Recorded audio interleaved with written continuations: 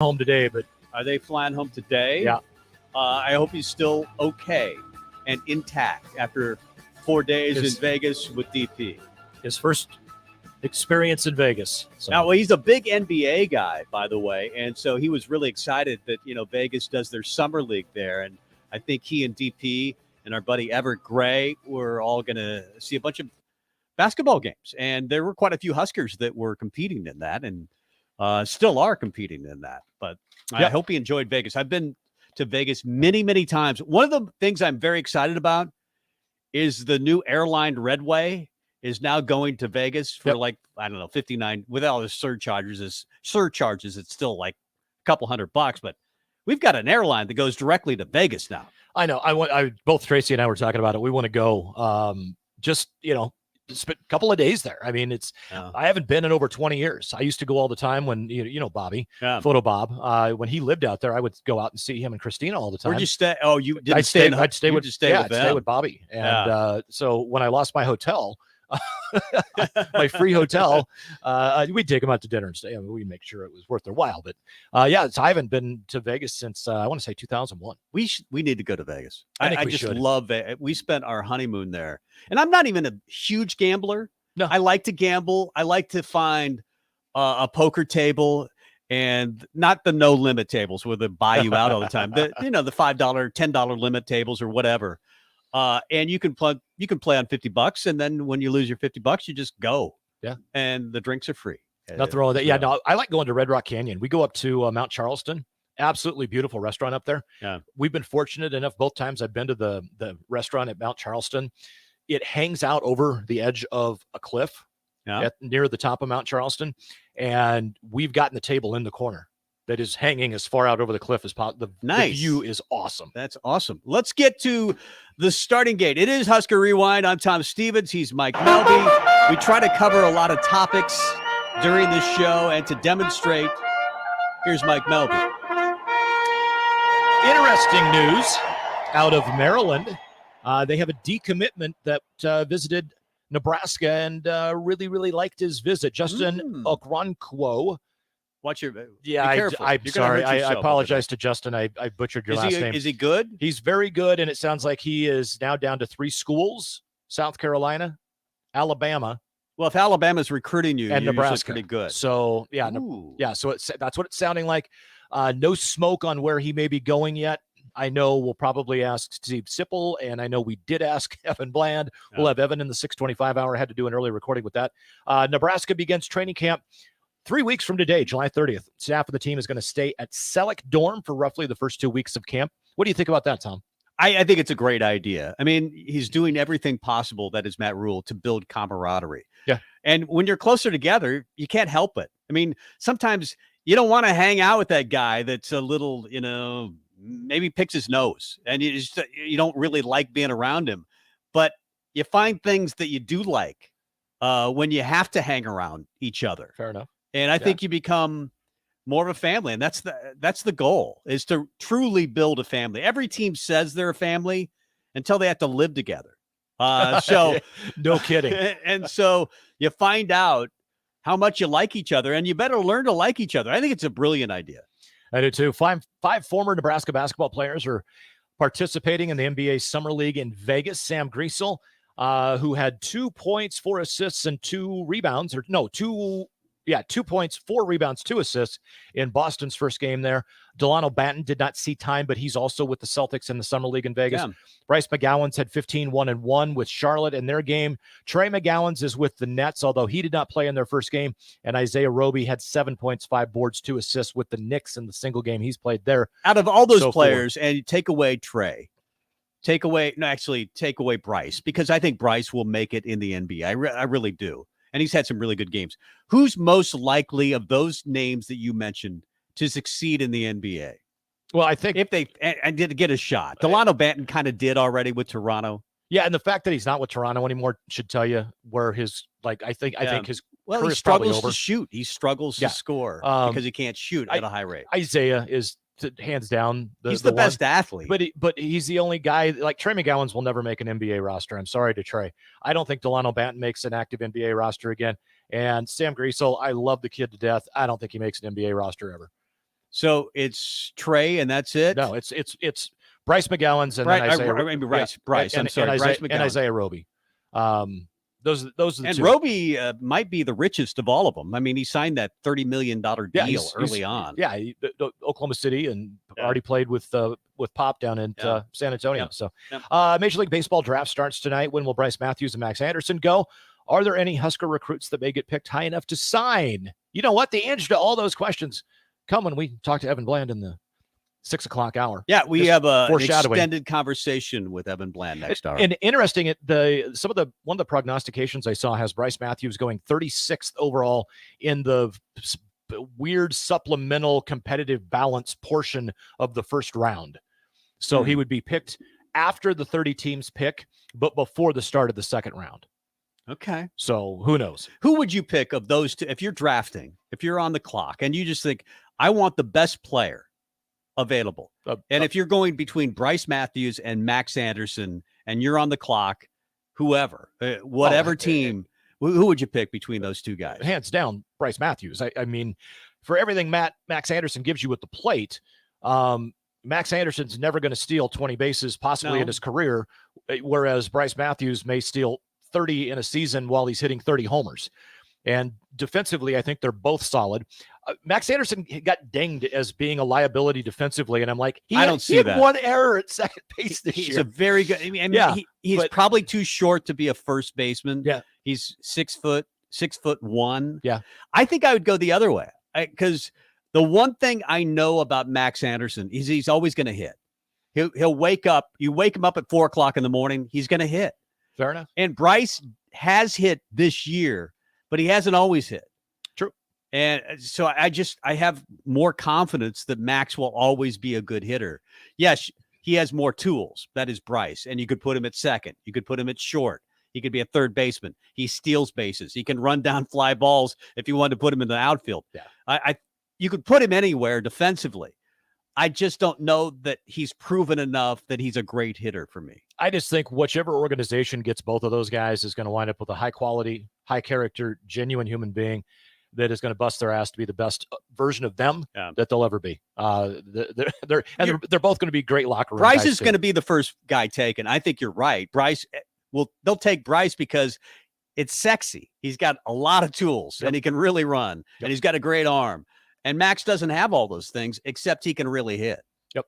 Keisei Tominaga had 12 points in the first exhibition, 13 in the second, with the Japanese senior national team getting prepped and ready for some giant world event, and hopefully he'll dominate as he always does. Bob Huggins says that he never resigned. He wants his job back. I mean, if you're West Virginia, do you give him his job back to fire him?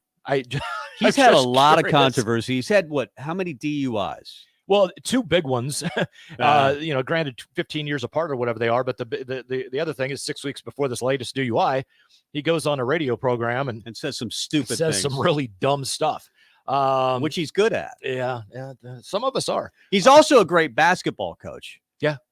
And let's face it, if he's fired, somebody else will hire him.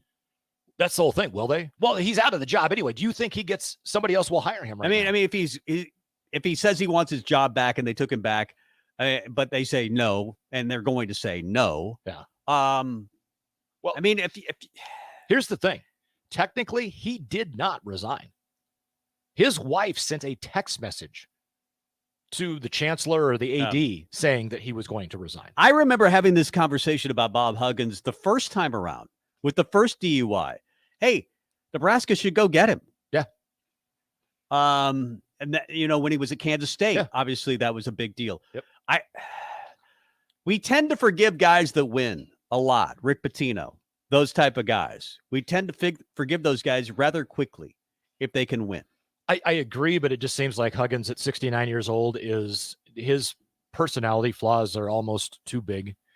And it's not even the DUI right now. It's the stuff that he said on the radio. I'm not saying that Kansas is going to hire him, but somebody will hire him. Possible. A quick question for you and for anybody listening. And by the way, make sure that you watch the live stream on Facebook, YouTube, Twitch, and Twitter, and also on Allo Channel 951. You can call or text the show via Honda of Lincoln hotline or the Starter Heyman Jewelers text line at 402-464-5685. The reason I wanted to make sure we had that number out to call or text is because I want to know listeners' perspectives on the new look Huskers.com. I don't like it. That didn't take very long. I don't like it. Okay. You know what I don't like about it? It's tough to navigate. It just, like, I'm doing this show, I'm looking at the schedule, or I'm looking at the roster. I go to Huskers.com to do all of that. And it took seconds before. And now it takes sometimes minutes. And I know that's part of learning anything new, that maybe I'll get used to it rather quickly. But so far, I don't like it. Change it back today. I would agree with you. I'm not a fan of the way it's set up. I think it's very inefficient. I think it's clunky. It is not clunky user-friendly. is a good word. But whatever. Hey, it will eventually get used to it. Say enough people got used to Windows 8 after the right. success Windows 7 was, and they tried to reinvent the wheel. But we'll get used to it. The information is really, really difficult to find. And I was just trying to look something up from the 1992 season on Huskers.com. I couldn't find it. But yet I go to Wikipedia and I can find it. And I think that information was there on the old Huskers.com. So it's just, I don't know. I'm not. Change it back now. Because I don't like it. I don't know. What do you guys think? 464-5685 Honda of Lincoln hotline, Starter Haven text line. Welcome in to the show. I want to start with this, and I'm going to ask Steve Sipple this when we have him on within the next 15 minutes or so. I'm going to ask you. I'll ask Evan Bland next hour. Matt Rule. This is something that Steve Sipple, I believe, talked about on his podcast at Husker Online earlier this week with Sean Callahan. And we got to have Sean Callahan back on the show. And it's a very simple question. Where do you rank Matt Rule among Big Ten coaches?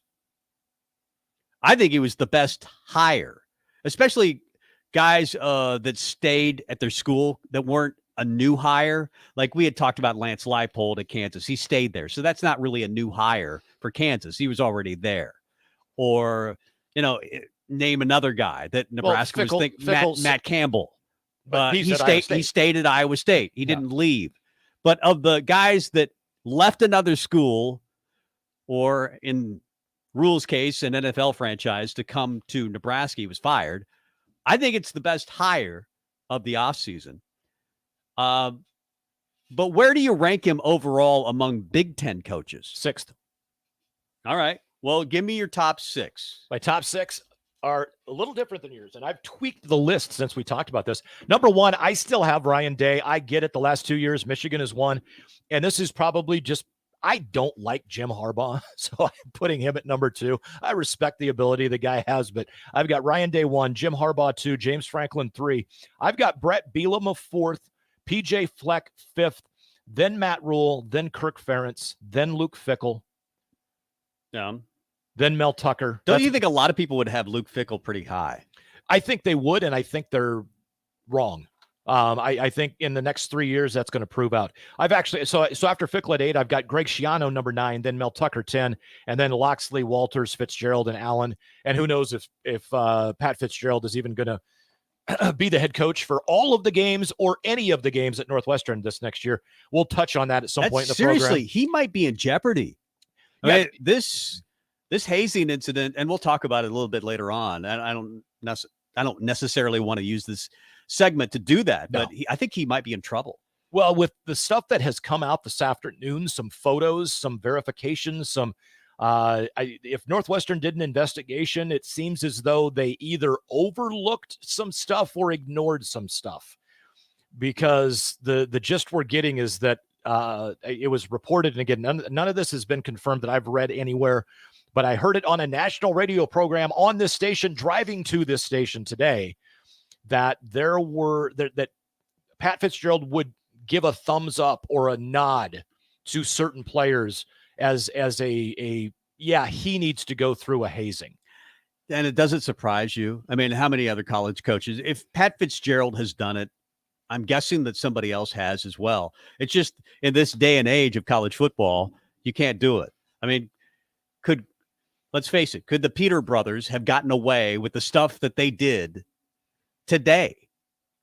I'm going to go out on a limb and say probably not. And one of the reasons that he may not be in trouble is they've done an investigation and they say that they can't necessarily prove that the coaches are behind this. That's the point, though, is they say they've done that, yet there's now reports coming out that I can't confirm. I'm not breaking any news here. I heard this from a national guy on 93.7 The Ticket about 90 minutes ago saying that there are reports that Fitzgerald would give a nod, a thumbs up. Can you prove it? That's the point. Is can it be proved? Yeah, and here's the thing: we always hear from coaches that say the best cultures are player driven. Yep. And how do you make them player driven? You have the players do the hazing, and I don't know anything about it. I mean, we saw a lot of that with Kirk Ferentz, didn't we? Yeah. That was there was a big revolt at Iowa, and Kirk Ferentz got away with keeping his job. It sounded like some of the same things that Pat Fitzgerald was accused of were being, Kirk Ferentz was accused of. His weight coach was a mean guy. They fired him, but they didn't fire Ferentz, who didn't know anything about it. Of course he didn't. Plausible deniability. That's always the way it is. But back to the rankings of the coaches, I'll go Harbaugh, who I could see, doing some hazing. 2 Day, Franklin 3. I mean, I think most people would go. Those three are the top. Those three, however you rank them, are the top three. I'm going to go a little different at number 4 in PJ Fleck. I think PJ Fleck, for what he's had to work with, has been phenomenal at Minnesota. I hope Nebraska follows the recipe that Minnesota has been using. Always never top 20 classes, usually 40 and 50, and yet they're always tough. Brett Bielema, I have at 5. Kirk Ferentz, just because of longevity, the longest tenured coach in college football, 6. And he's been successful on top of that. I have Rule 7, a little farther down the line. I do have him ahead of a guy that a lot of people would rank ahead of Rule is Fickell. I think Luke Fickell is just that. I think I don't know what I don't know. We'll see. I just think he's taken a program that's always been physical and now saying, we're going to throw it all the time. And well, it worked well for Scott Frost at Nebraska. I know that. It worked really well. Although I've heard Bill Bush on this radio station say that he really likes Luke Fickell because he's such a detail guy. Well, I mean, if Fickell actually shows up and works, then maybe it will be different. I don't think you're going to have a problem with Luke Fickell working. I mean, that he proved that at Cincinnati. Yeah. Mel Tucker, I have at 9. Pat Fitzgerald, 10. Then I have Mike Loxley at 11. 12, Mike Schiano. Ryan Walters, who I know nothing about at Purdue, really. And then Tom Allen, who's proven he's not very good. Do you know where Scott Frost was on all these lists last year, preseason? Because I do. And I was in an last. Dead last, 14th, because I was in an argument with Nathan Brennan when we were doing the block party with Strick and Buck about this time last year, where because Strickland was like, he knew that I was not necessarily, I was very realistic about what had happened and where the team was with Frost, and Nate, of course, was very optimistic. Glass half full. You were right. And and Strick set us both up to argue with each other. And it was fun. So, he was 14th last year. That's right.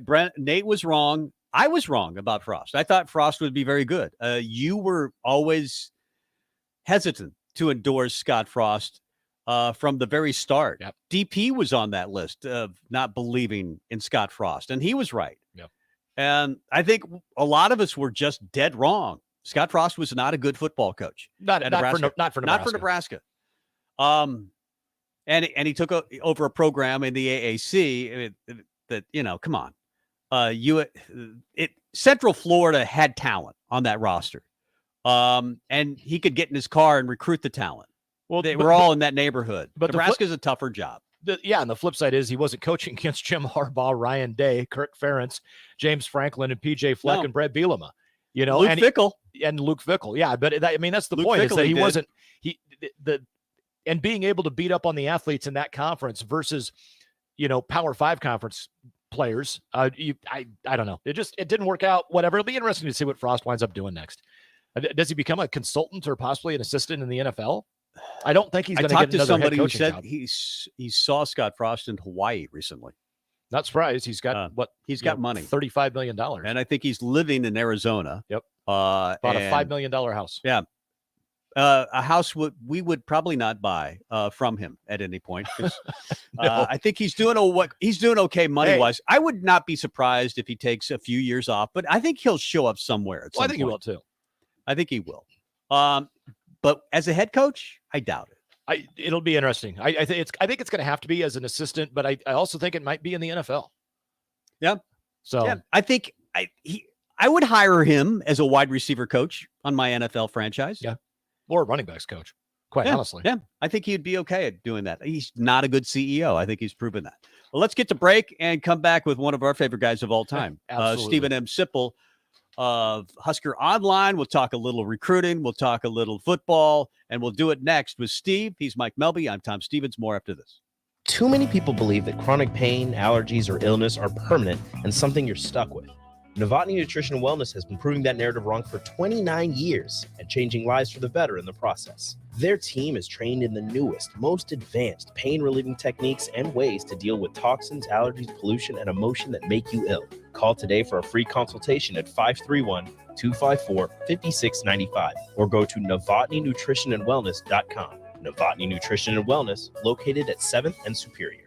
You deserve the best. With a Liberty First MasterCard, you can pay down your high-rate debt and could save hundreds when you transfer the balance. The Liberty First Credit Union MasterCard has no balance transfer fees, no cash advance fees, and no annual fee. And with a fixed rate as low as 9.99% APR and you choose rewards, you'll be able to manage your card your way. Visit libertyfirstcu.com. Rates and terms are based on your credit and subject to change. Federally insured by NCUA. Liberty First Credit Union. Banking with purpose. Early break with Sip and Jake. Quick question. Where does the term dog pop? 'Cause I've never seen a pile of dogs in my life. I've never seen that. If we've ever seen just driving down the road, and there's like, oh, there's 12 dogs on top of each other. So where does dog pile come from? Well, that's a good question. And that is a standard. That's a good question. If you say dog pile to anyone, they know it. It's dog pile. Never seen a pile of dogs. Never in my life. I want to know where that comes from. Early break with Sip and Jake from 6 to 8 every weekday morning. Getting experience to jumpstart a meaningful career can be difficult, and education can cost a fortune. Luckily, AmeriCorps can be the solution. With AmeriCorps, you'll earn a stipend and education award while helping people. Plus, you'll gain professional skills and make connections to help you build your career. If you're ready to start a career you can be proud of, visit serve.nebraska.gov/service to find a program for you. Paid for by Serve Nebraska, aired with the Nebraska Broadcasters Association and this station.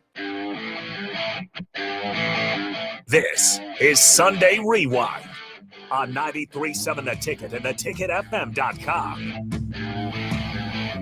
Welcome back, Husker Rewind. Tom Stevens here, Mike Melby there. Husker Rewind every Sunday from 5 until 7, where we have great guests like Stephen M. Sipple of Early Break with Sip and Jake, and Bill Bush. Hey, Sip, how are you? Hi, fine. How are you guys doing? We're good. Good. Working away Sunday, huh? Yeah, we're working on Sunday and doing a fine job, if I do say so myself. Somebody's got to promote the show. There you go. How are things with you? I was listening to the Husker Online show. You and Sean, by the way, have a great podcast. Talking to Daniel Kalen.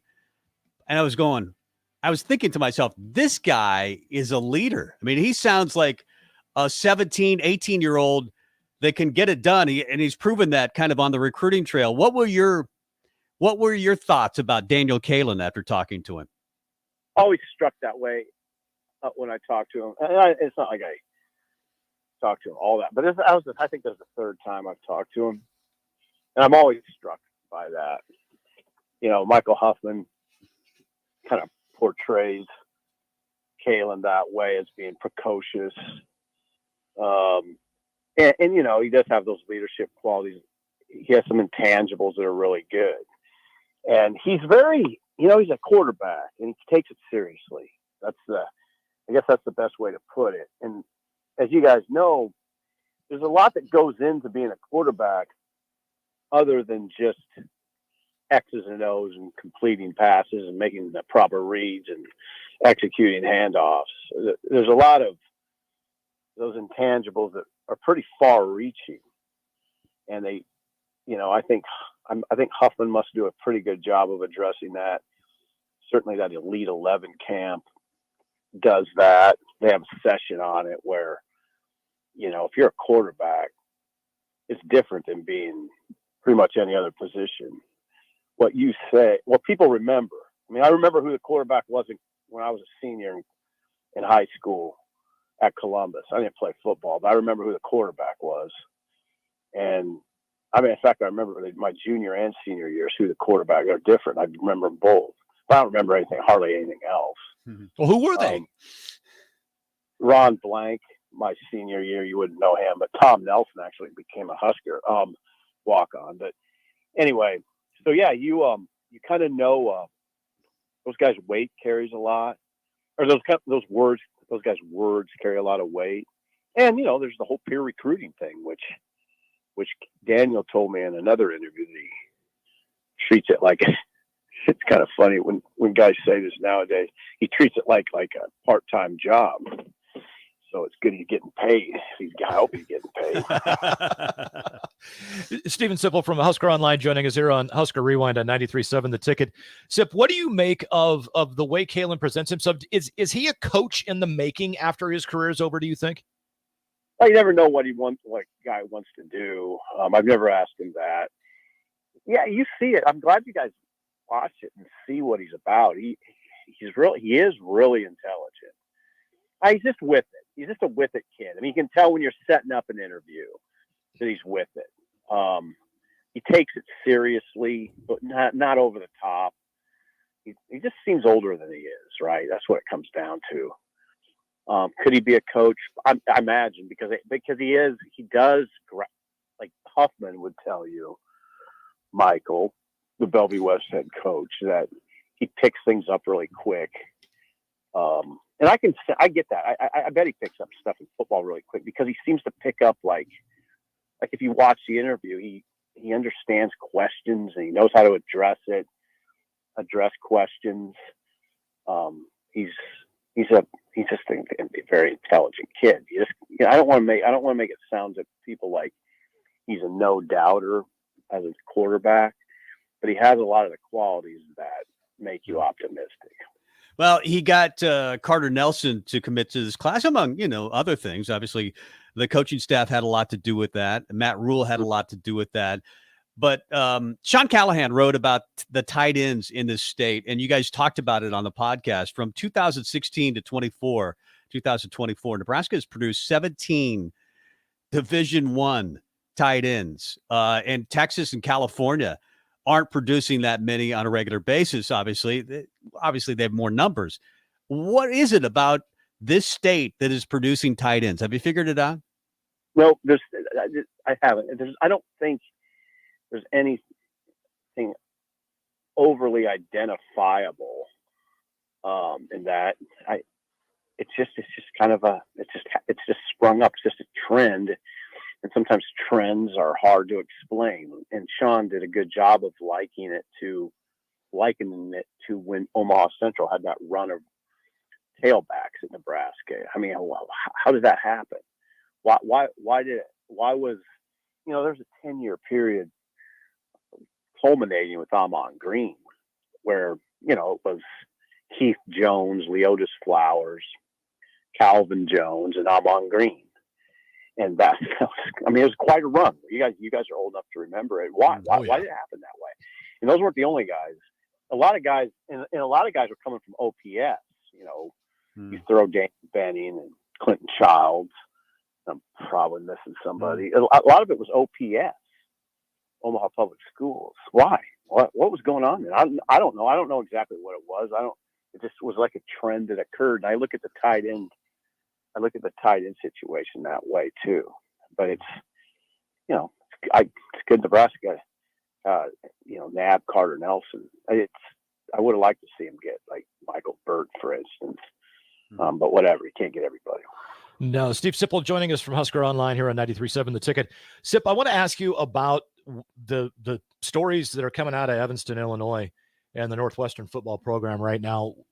It just seems so odd because Pat Fitzgerald has always been looked at least I've looked at him in a way of, that's a guy that you really think does things the right way and always makes sure that, he's got a great culture. And it's really surprising to hear what's coming out about the Northwestern football program right now. What are your thoughts on it? I look at it a little differently than that. He's 3-24 in his last. Yeah.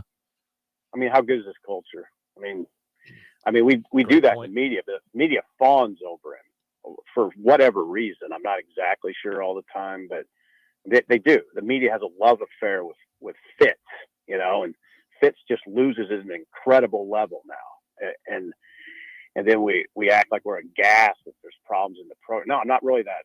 I guess I'm not really that surprised. When you're losing like they're losing, there's probably issues. So no, I'm not overly surprised by it. Naturally, it was soft pedaled in the media because that's what they do with Fitz. But yeah, it's I don't know. It'll pass pretty quick. We'll see if he can win 3 games this year. Yeah. Well, the bigger problem is the topic that you mentioned. He's not winning because it feels like Kirk Ferentz went through the same thing, and he fired his weight coach, and he is still coaching at the University of Iowa. But if you're not winning, and now with NIL, Northwestern doesn't seem to participate in that at a high level, and they don't use the transfer portal at a high level, they've got problems at Northwestern. Real problems. I mean, and that's the NIL issue. I would pin that on Fitzgerald. It's just their admissions are such that they're going to lose players and not gain very many because of the admissions. That's not his problem. Stanford is in sort of the same boat. Now, Stanford is trying to ease their academic requirements so they can get more players out of the portal. I don't know if Northwestern, I don't know what Northwestern's doing on that count, but yeah, in this world, the Northwesterns and the Stanfords and the Vanderbilts are in a heap of trouble. I mean, those places that it's harder to get into, it's not just them. I mean, Wisconsin's not easy to get into, but the places that are hard to get into are, their challenges are greater. And Northwestern is a huge example. I think they're in trouble as a program. Obviously, this isn't good. And this is something, and of course Fitz comes out and says I had no knowledge of it, which is always sort of kind of a pathetic response. You don't really, so you're absolving yourself of the stuff that's going on in your own program. So that, there's that program's in some trouble. One that is not and seems to be just absolutely trending tremendously right now is our own that we follow and cheer for. Matt Rule had his staff had themselves one hell of a June. The role I would think for the 24 class is going to come to a relatively quick end, just because there's not going to be enough spots left. But an interesting name came available. Justin Okoronkwo decommitted from Maryland. He had a great time at a camp earlier in June at Nebraska. Nebraska seems to be in the mix with Alabama and South Carolina. How do you think Matt Rule puts the bow on the 24 class? Well, and I'm not overly familiar with that situation because I've been off this weekend, but how does he put a bow on it? It's a good question. They are, I don't think they're full, but they're close to full. They did a good job of, I always think it makes sense to get most of your class done before the season. We've seen cases at Nebraska over the years, dating to the Solich years. And if you guys think back, there was a scramble at times, not just with Frank, but I'd say Bo Pelini's years too were sort of, if you think back, it was always a tense, not always, but there were definitely tense seasons where I remember vividly because I covered it, where they're fighting for their jobs. Okay. And by the way, they got a lot of work to do in recruiting. They have to have guys making official visits during the season, in November, and then into December. And they got a lot of spots to fill in the class. And again, they're trying to save their jobs. They have to win on Saturday. There's, then on Sunday, they have to have these official visitors. And I just always thought it's just too much. I think it did hurt him. So this is a much more clean route to get most of it done. You'll have fewer visits available now, fewer campus visits at your disposal. So you'll have to pick and choose, which makes sense. And some of that will be portal. Some of those will be portal guys. So June was gigantic. They got a good mix of, it's really interesting, like a good mix of guys that were really under the radar guys. Braylon Prude, for instance, nobody recruiting him. And then, but also you have a mix of guys who were pretty high profile, Carter Nelson being probably the best example. Yeah, and it's interesting to me because you mentioned Carter Nelson or Ja'Cory Barney they get from Miami, who was high profile, and the two wide receivers, obviously McMorris and Hall and Daniel Kalen. Those are high profile guys and really good gets. But you mentioned Prue and some of the other guys that they're getting, and it seems like they're not afraid to pull the trigger and trust their evaluations. Oh, no, you're exactly right. Now that's the part that's really interesting. And a lot of those guys, you can rip through the names that they saw at camps, and I watched it. I mean, I didn't watch all the camps, but I was there in Texas, in Belton, Texas, and I was in Houston. And then I saw a couple of the camps in Lincoln, and they treated, it's really fascinating. I mean, they'll have a guy, you can tell who the guys are that they're looking at because they'll have them test. You can see it happen if you're watching closely enough. They'll pull a guy over who you, Tom or Mike, you can identify them as good players. Now have them run a 40, and Rule will time them. Matt Rule will have the clock, and it puts some pressure on the kids. But they're using those camps. If you're a kid who doesn't go to a camp, and you want to play at Nebraska, but you're opting to not go to a camp, good luck. It's not gonna be easy. They want you there. They want to see you. They want guys there just to size them up if they're the sort of body type that they want. So yeah, the camp thing is going to be great in years to come because it'll be interesting news. I mean, we're already planning on going down to Belton again next summer in Houston. I mean, those were really worthwhile trips. Yeah. Steve Sefalo of Husker Online joining us here on Husker Rewind on 93.7 The Ticket. If you don't go to one of the camps, you better hope that Evan Campbell in one of his 3 a.m. film sessions discovers you. Since I did prep work for the show a little bit earlier on this afternoon, Justin Okoronkwo has committed to Alabama. Oh, okay. So big thanks to Jose texting in on the Sutter Heyman text line. But so from that standpoint, though, with the way this class has come together, as a whole, do you think that it is truly a foundation that Matt Rule can build on? It doesn't seem like there was a lot of guesswork that went into a lot of this stuff. And as you mentioned, he's so hands-on, as is the staff with in-person evaluations. I absolutely think it is the foundational class. Yeah, because the way they went about it. And the size of it, it's going to be a pretty big class. Yeah, I do. I think that it's light. People are going to pick out that's a little light on D linemen. But all you got to do is, Sean set me straight on that. Sean Callahan has set me straight on that. You look at the previous class, and it was pretty heavy on D linemen, and they've moved some guys that maybe were going to play offensive line to the D line. So last year they kind of loaded up in that area, so they didn't have to. Now they got, Carlon Jones from Bay City, Texas, and that was a good get by Terrence Knighton. But okay, otherwise though, yeah, I mean they got a running back. I'd kind of like to see him get another running back. I don't know if they're in the market for one or not, but I like that kid they got. No, they just did a good job all the way around. It's heavy on defensive backs, but the defense is heavy on defensive backs. 3-3-5, they're going to play a lot of defensive backs. So that'll be something we probably see fairly consistently. But yeah, I do. I think it is. I think it's a very much a foundational class. And some of these guys will take longer than others to develop. Some of them might surprise you with how quickly they develop.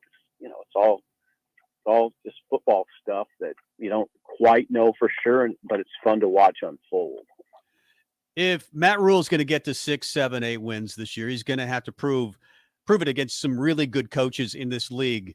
I asked Mike this, and we talked about it, to rank where you would put Matt Rule in the Big Ten. I have him 7th. I'm going to ask Evan Bland the same question next hour. Where do you put Matt Rule right now in the Big Ten?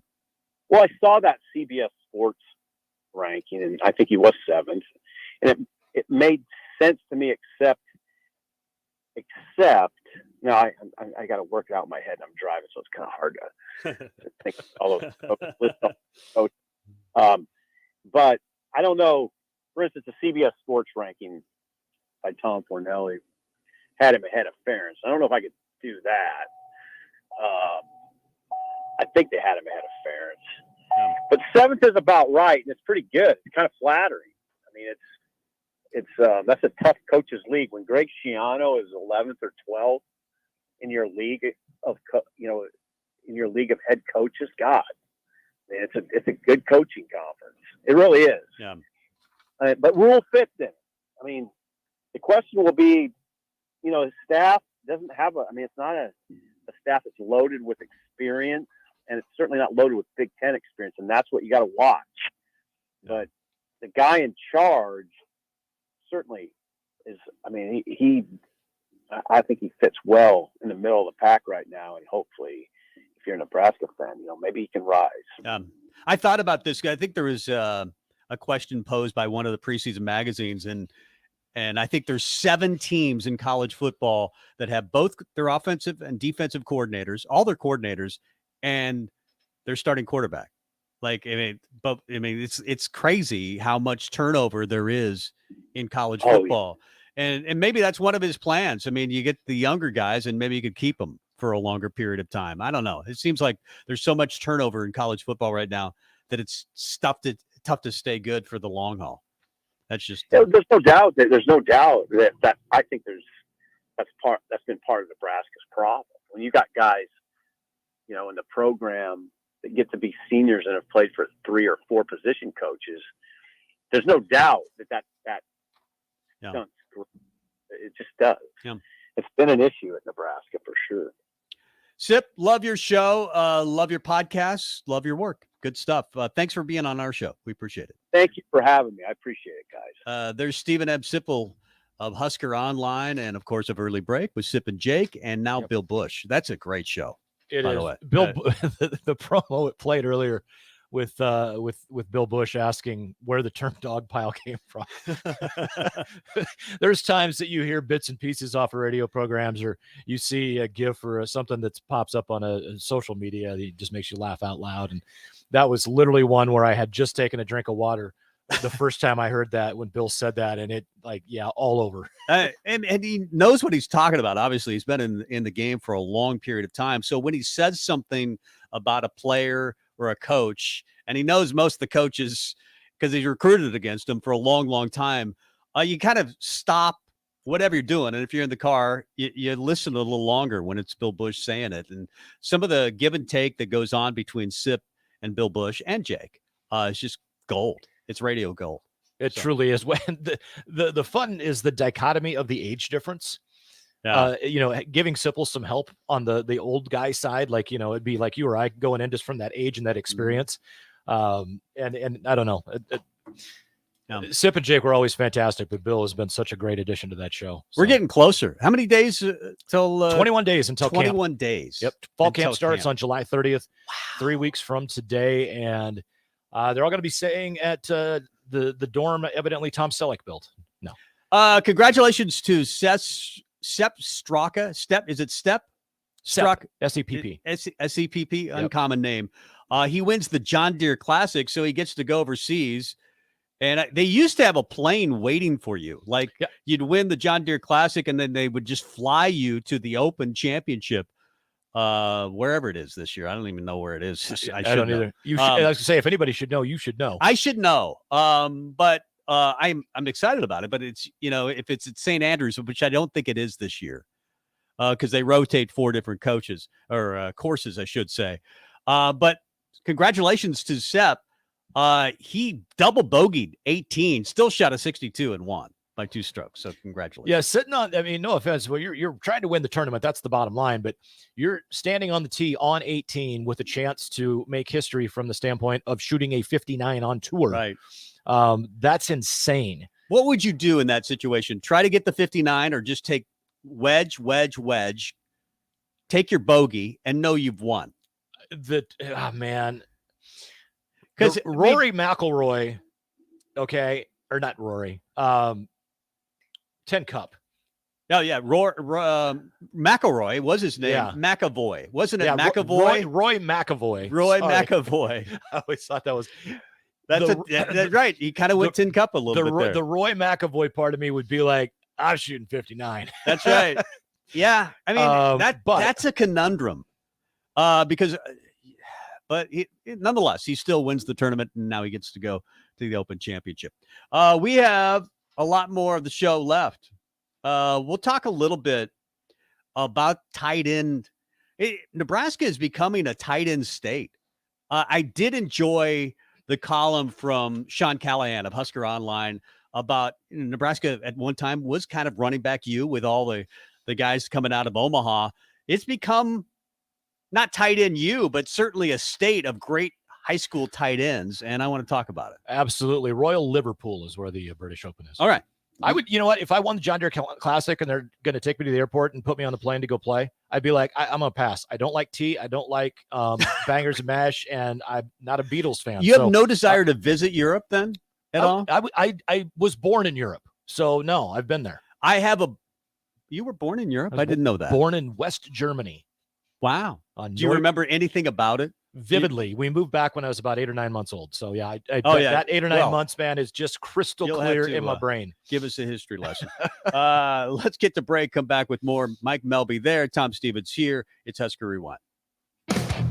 Hey guys, Jake Sorensen here from Early Break, and on behalf of the entire 93.7 The Ticket team, we are excited to announce this fall we are teaming up with Husker Extra for the Big Red Brunch. We'll have big names from now and the past from Husker Sports, and that all starts on Wednesday, August 9th for the Big Red Brunch Golf Scramble at Tiburon Golf Club in Gretna. Sign up to play today at omaha.com and find the Big Red Brunch tab. You won't want to miss this on August 9th at Tiburon in Gretna.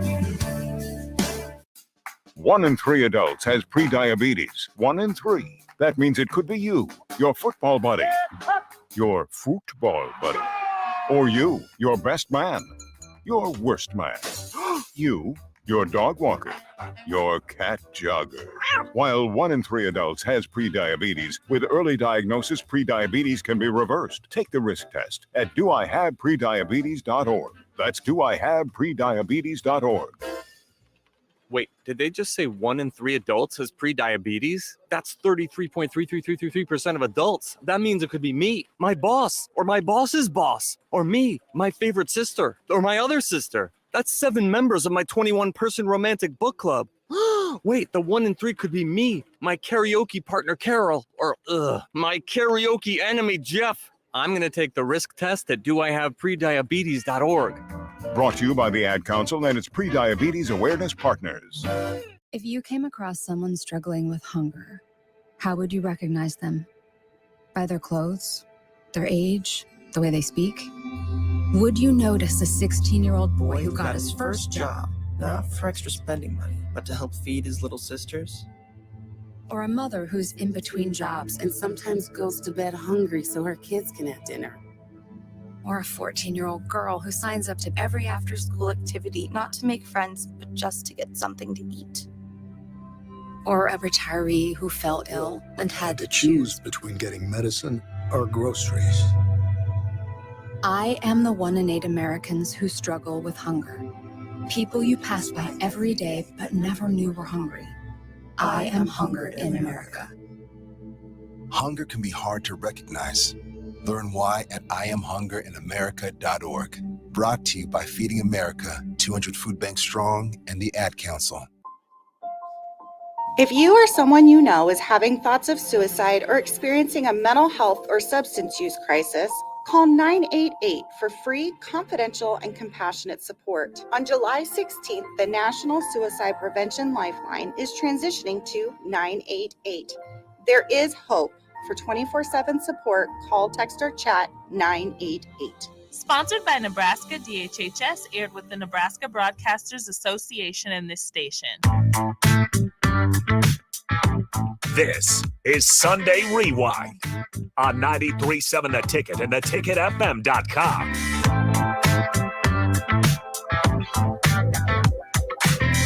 Some nice new music. Yeah, I dig it. I like the rejoins. Thank you, Rico. Jinx, you owe me a cup. If you are watching right now on Facebook, YouTube, Twitch, or Twitter, or on Allo Channel 951, you are watching the Sartor Heyman live stream. And don't forget, you can call or text to be a part of the show via the Honda of Lincoln hotline or the Sartor Heyman text line, 402-464-5685. My name is Mike Melby. That is Tom Stevens. Hello. And we are back after 4th of July weekend. How was your 4th anyway? I'm not a big fan of the 4th. I mean, the explosions, this year, a lot of them were canceled. I know that Uncle Sam Jam happened at Oak Lake, but a lot of the night of the 4th, we had those major storms. Oh, I know.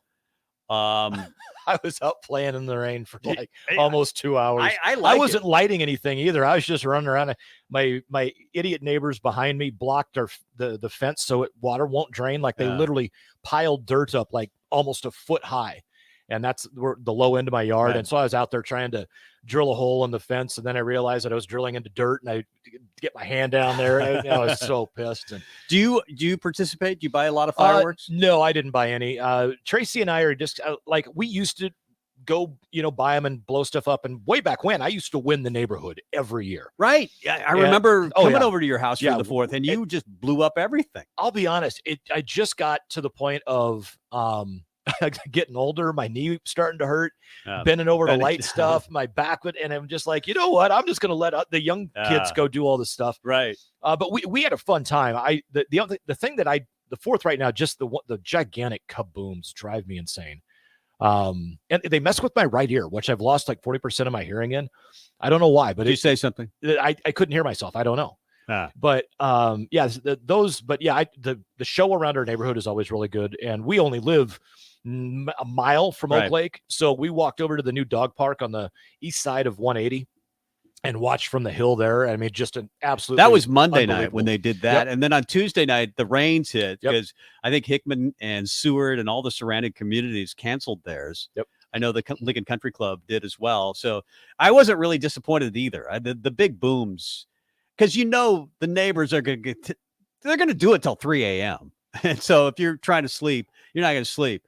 So I didn't really miss it this year. I like it, and I like watching it. We went to Disney this year, and they must spend $1 million a day, seriously, on fireworks. There's so many fireworks shows, and I enjoyed that. And but the amateurs, not so much. We used to blow up G.I. Joes and stuff when we were kids and Army men. Who That was didn't? fun. That was fun. I enjoyed that, but I haven't done that for a while. Nebraska is producing tight ends at a really high rate. That's what I've heard. Even Thomas Fedoni, I know he's from Council Bluffs, but I kind of consider him a Nebraska. Almost a 5-star. Hasn't played yet, and I think this is going to be the year, his breakout year for Nebraska. Eric Gilbert, obviously not from Nebraska. He's from Georgia.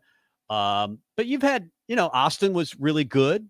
I don't know that, Nebraska's had a tight end level. I mean, an NFL tight end.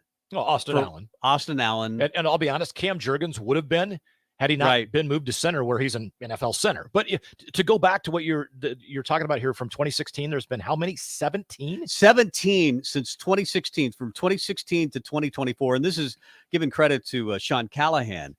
It reminded him of the running back era, which started basically with Omaha Central. But then, I mean, everybody seemed to develop every school in Omaha at one point seemed to have a really good running back. But it's amazing. I mean, you're thinking about, in fact, Nebraska couldn't take Tanner Hollinger, who went to Illinois, because they're full up on tight ends. But Chase Lofton is going to be in the 2025 class. He has 6 Power 5 offers already. I think I said Division I offers. Power 5 is what I'm talking. 17 so far from the state. We think of Noah Fant, who Nebraska, Bo Pelini said didn't have room for him. Or they wanted to make him a defensive end, went to Iowa, turned out to be a really good tight end, and is now playing in the NFL. So plays for the Broncos, I believe. Right. But it did make us think about the running backs that came out of Omaha. From 1986 to 1997, you had names like Keith Endzone Jones. You had Leotis Flowers, who I think Barry Switzer went all in on and didn't get. And his career turned out to be kind of a dud. I thought he was going to be the best of the bunch at one time. You had Calvin Jones, who had a great career and then kind of got injured toward the end of his career. And the best of all of them, Amon Green, who I believe was ranked as the #1 recruit in the entire country in 1997. I know Notre Dame wanted him badly. We need to have Amon on the show because he can tell this story, and now he's on the ticket airwaves here. Yeah, and I want to have him on the racing show, The Finish Line, as well, because he's obviously very big into esports. He's essentially the coach of the esports team at the University of Nebraska, and it's one where I want to talk to him about a little bit about racing with esports because it's become so popular. So definitely we got to get him on. But those guys, Keith Endzone Jones, Leotis Flowers, Calvin Jones, Amon Green, those guys combined rushed for over 11,000 yards and 132 TDs at Nebraska. So so you wonder about schools like, in some cases, Alabama or Clemson, or that don't have to go very far to recruit the dudes. That's what it was like for Nebraska back in the day. And when you have to go across the country, and sometimes it works out. Obviously, Nebraska's had really good running backs. Mike Rozier is not from Nebraska. Came to New Jersey. Phillips was from California. Yeah. I am hip. Jarvis Redwine. Yeah, Nebraska got him from all over, but it's so much easier when you can get them from the area. But I'm wondering with the tight end situation, can you build a team with tight ends? It's something that Matt Rule has talked about.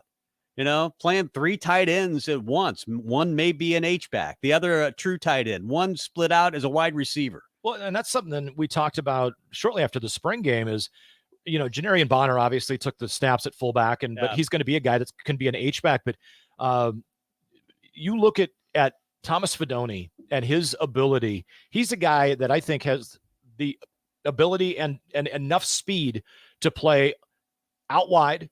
You can put him in the slot. You can line him up at the end of the line as a traditional tight end to block or to go run a route, and you can put him in the backfield. Like he literally can be the jack of all trades. And he's not big enough right now. Like Janarian Bonner, you just mentioned him. He's not really ready maybe to be a big time wide receiver. He hasn't put on the weight yet. He's like 210 pounds. So you put him at H-back. I think they're talking about the same thing with Carter Nelson. Make him a wide receiver. Then you put on 30 pounds and maybe he becomes more of a true tight end. The one thing Thomas Fidone has been able to do through the 2 years that he's been here with the knee injury is turn his body into like the dude is absolutely like unbelievably in fantastic shape. He's probably stronger than he ever thought he could be. It's insane.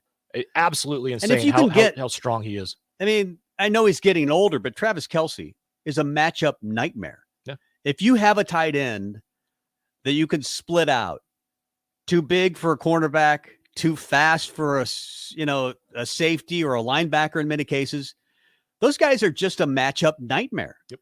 Iowa has done very well with tight ends. It'll be interesting to see if Nebraska tries to become tight end U. If they just realize, hey, that's our strength. We're going to play 3 of them all the time.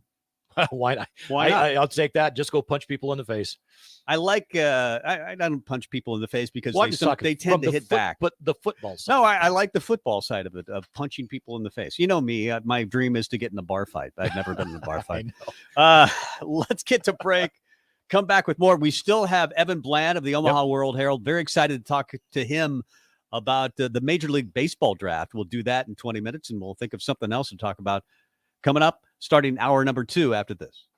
The sweet relief of air conditioning after a hot day in the summer sun. For only $2.88 a day, LES helps power life's special moments and your comfort. Learn more at les.com/value. Hi, Sean Callahan here of HuskerOnline.com, inviting you to join us here on 93.7 The Ticket every Saturday morning now in our new time. We're on from 8 to 9 with the weekly Husker Online radio show. We'll give you the latest in recruiting. We'll talk about what's going on with both football, basketball, and we'll probably share a few stories from the inside. It's every Saturday morning right here on 93.7 The Ticket. It's the Husker Online radio show from 8 to 9 a.m. Start your Sundays off right with Jeff and Nicole Essink on Fitness Fanatics. Jeff and Nicole discuss health and wellness, how to achieve fitness goals, and more through the life of gym owners and gym goers. It's Fitness Fanatics from 9 to 11 a.m. on Sundays on 93.7 The Ticket and theticketfm.com. Victor deployed for the first time to Afghanistan in 2003. At 4 a.m, my phone rang. They said, "I regret to inform you that your husband was wounded in action." Victor sustained a moderate traumatic brain injury. I was doing school full-time, and I was also then caring for Victor. One of the most important elements of caregiving is taking care of yourself. I just didn't want to forget that I also had goals and that I also had a life. What I did is I challenged Victor to meet me halfway. There are almost 6 million military and veteran caregivers across the nation. We have our own journey, and we can fulfill that journey at the same time that we are helping our loved one. Visit aarp.org/caregiving for a free military veterans guide to navigate your caregiving journey and better care for your loved one and yourself. Brought to you by AARP and the Ad Council. Victor deployed for the first time to Afghanistan in 2003. At 4 a.m, my phone rang. They said, "I regret to inform you that your husband was wounded in action." Victor sustained a moderate traumatic brain injury. I was doing school full-time, and I was also then caring for Victor. One of the most important elements of caregiving is taking care of yourself. I just didn't want to forget that I also had goals and that I also had a life. What I did is I challenged Victor to meet me halfway. There are almost 6 million military and veteran caregivers across the nation. We have our own journey, and we can fulfill that journey at the same time that we are helping our loved one. Visit aarp.org/caregiving for a free military veterans guide to navigate your caregiving journey and better care for your loved one and yourself. Brought to you by AARP and the Ad Council. This is Sunday Rewind. Take it back now, y'all.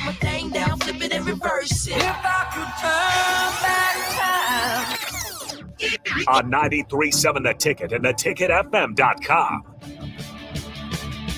Now, here are your hosts, Tom Stevens and Mike Melby.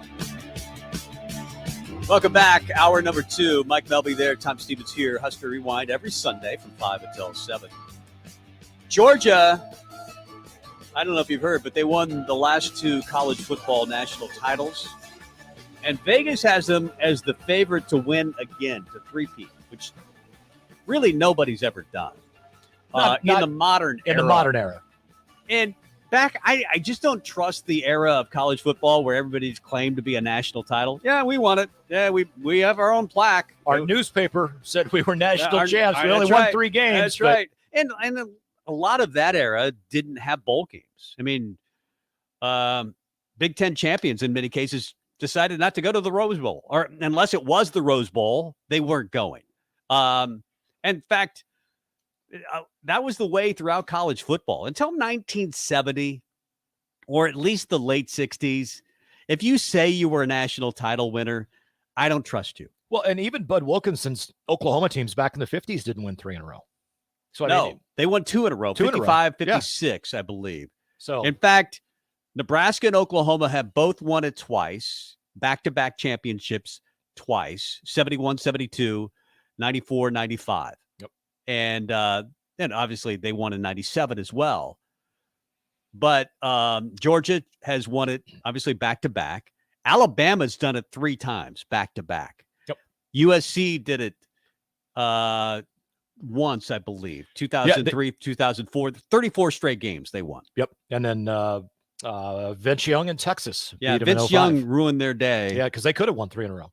He single-handedly won that game. Yeah. And the flip side is, how interesting would it have been had USC won 3 in a row, but then had to vacate the first one anyway? Right. Because of Reggie Bush.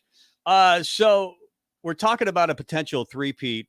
But Nebraska actually could have won 3. You think about 93, Nebraska got hosed in so many ways against Florida State. There was a clip for a touchdown that was called back. Was it Corey Dixon that ran it in? Yep. And there was no clip. We still can't find it today. There was a fumble at the goal line where William Floyd went over for Florida State for a touchdown without the football in his hands, which I don't think is legal. Well, and it wasn't even close. That was the like he fumbled. The ball came out like no replay at that time. There wasn't, but like as an official, like they showed it from the official's viewpoint, and it was like a yard and a half off the goal line.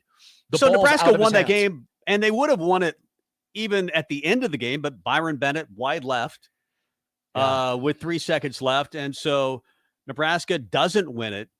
But they did come back the following year. Was it refused to lose or unfinished business? Unfinished business. Unfinished business was the year.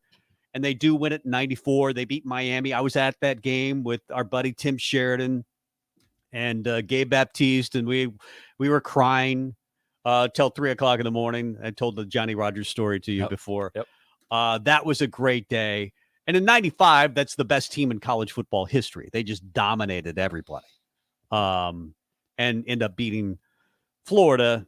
Was it 62-24, whatever like it was. But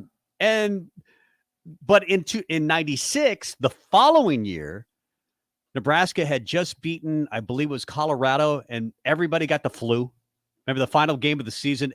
It was in Boulder. I believe Nebraska wins the game. They come down with the flu. They play Texas, and Texas barely beats Nebraska. And it cost Nebraska a national title. So they really could have won 5 in a row. But see, I'm gonna argue this. I don't know that they win it in 94 if they win it in 93. Right, but you can always say that. I get it, but you can't just automatically say that they still would have won because the circumstances would have changed drastically. They won in 94 because they refused to lose, or unfinished business. I always get those confused. But yeah, unfinished business happened because they didn't make the kick in 93. Well, the way it played out, I mean, it was so painfully obvious that the football gods or whoever were, i.e. referees, whatever, wanted Bobby Bowden to have his first national title, that they did everything they could to stack the deck against Nebraska. But if Nebraska overcomes that and wins anyway, is it a euphoria that then they stubbed their toe in 94? I think it could have been. You bring up a good point about Bobby Bowden. The media wanted him to win his first national title. Everybody wanted him to win. And does Nebraska win it in 97 if everybody doesn't want Tom Osborne to win? Yeah.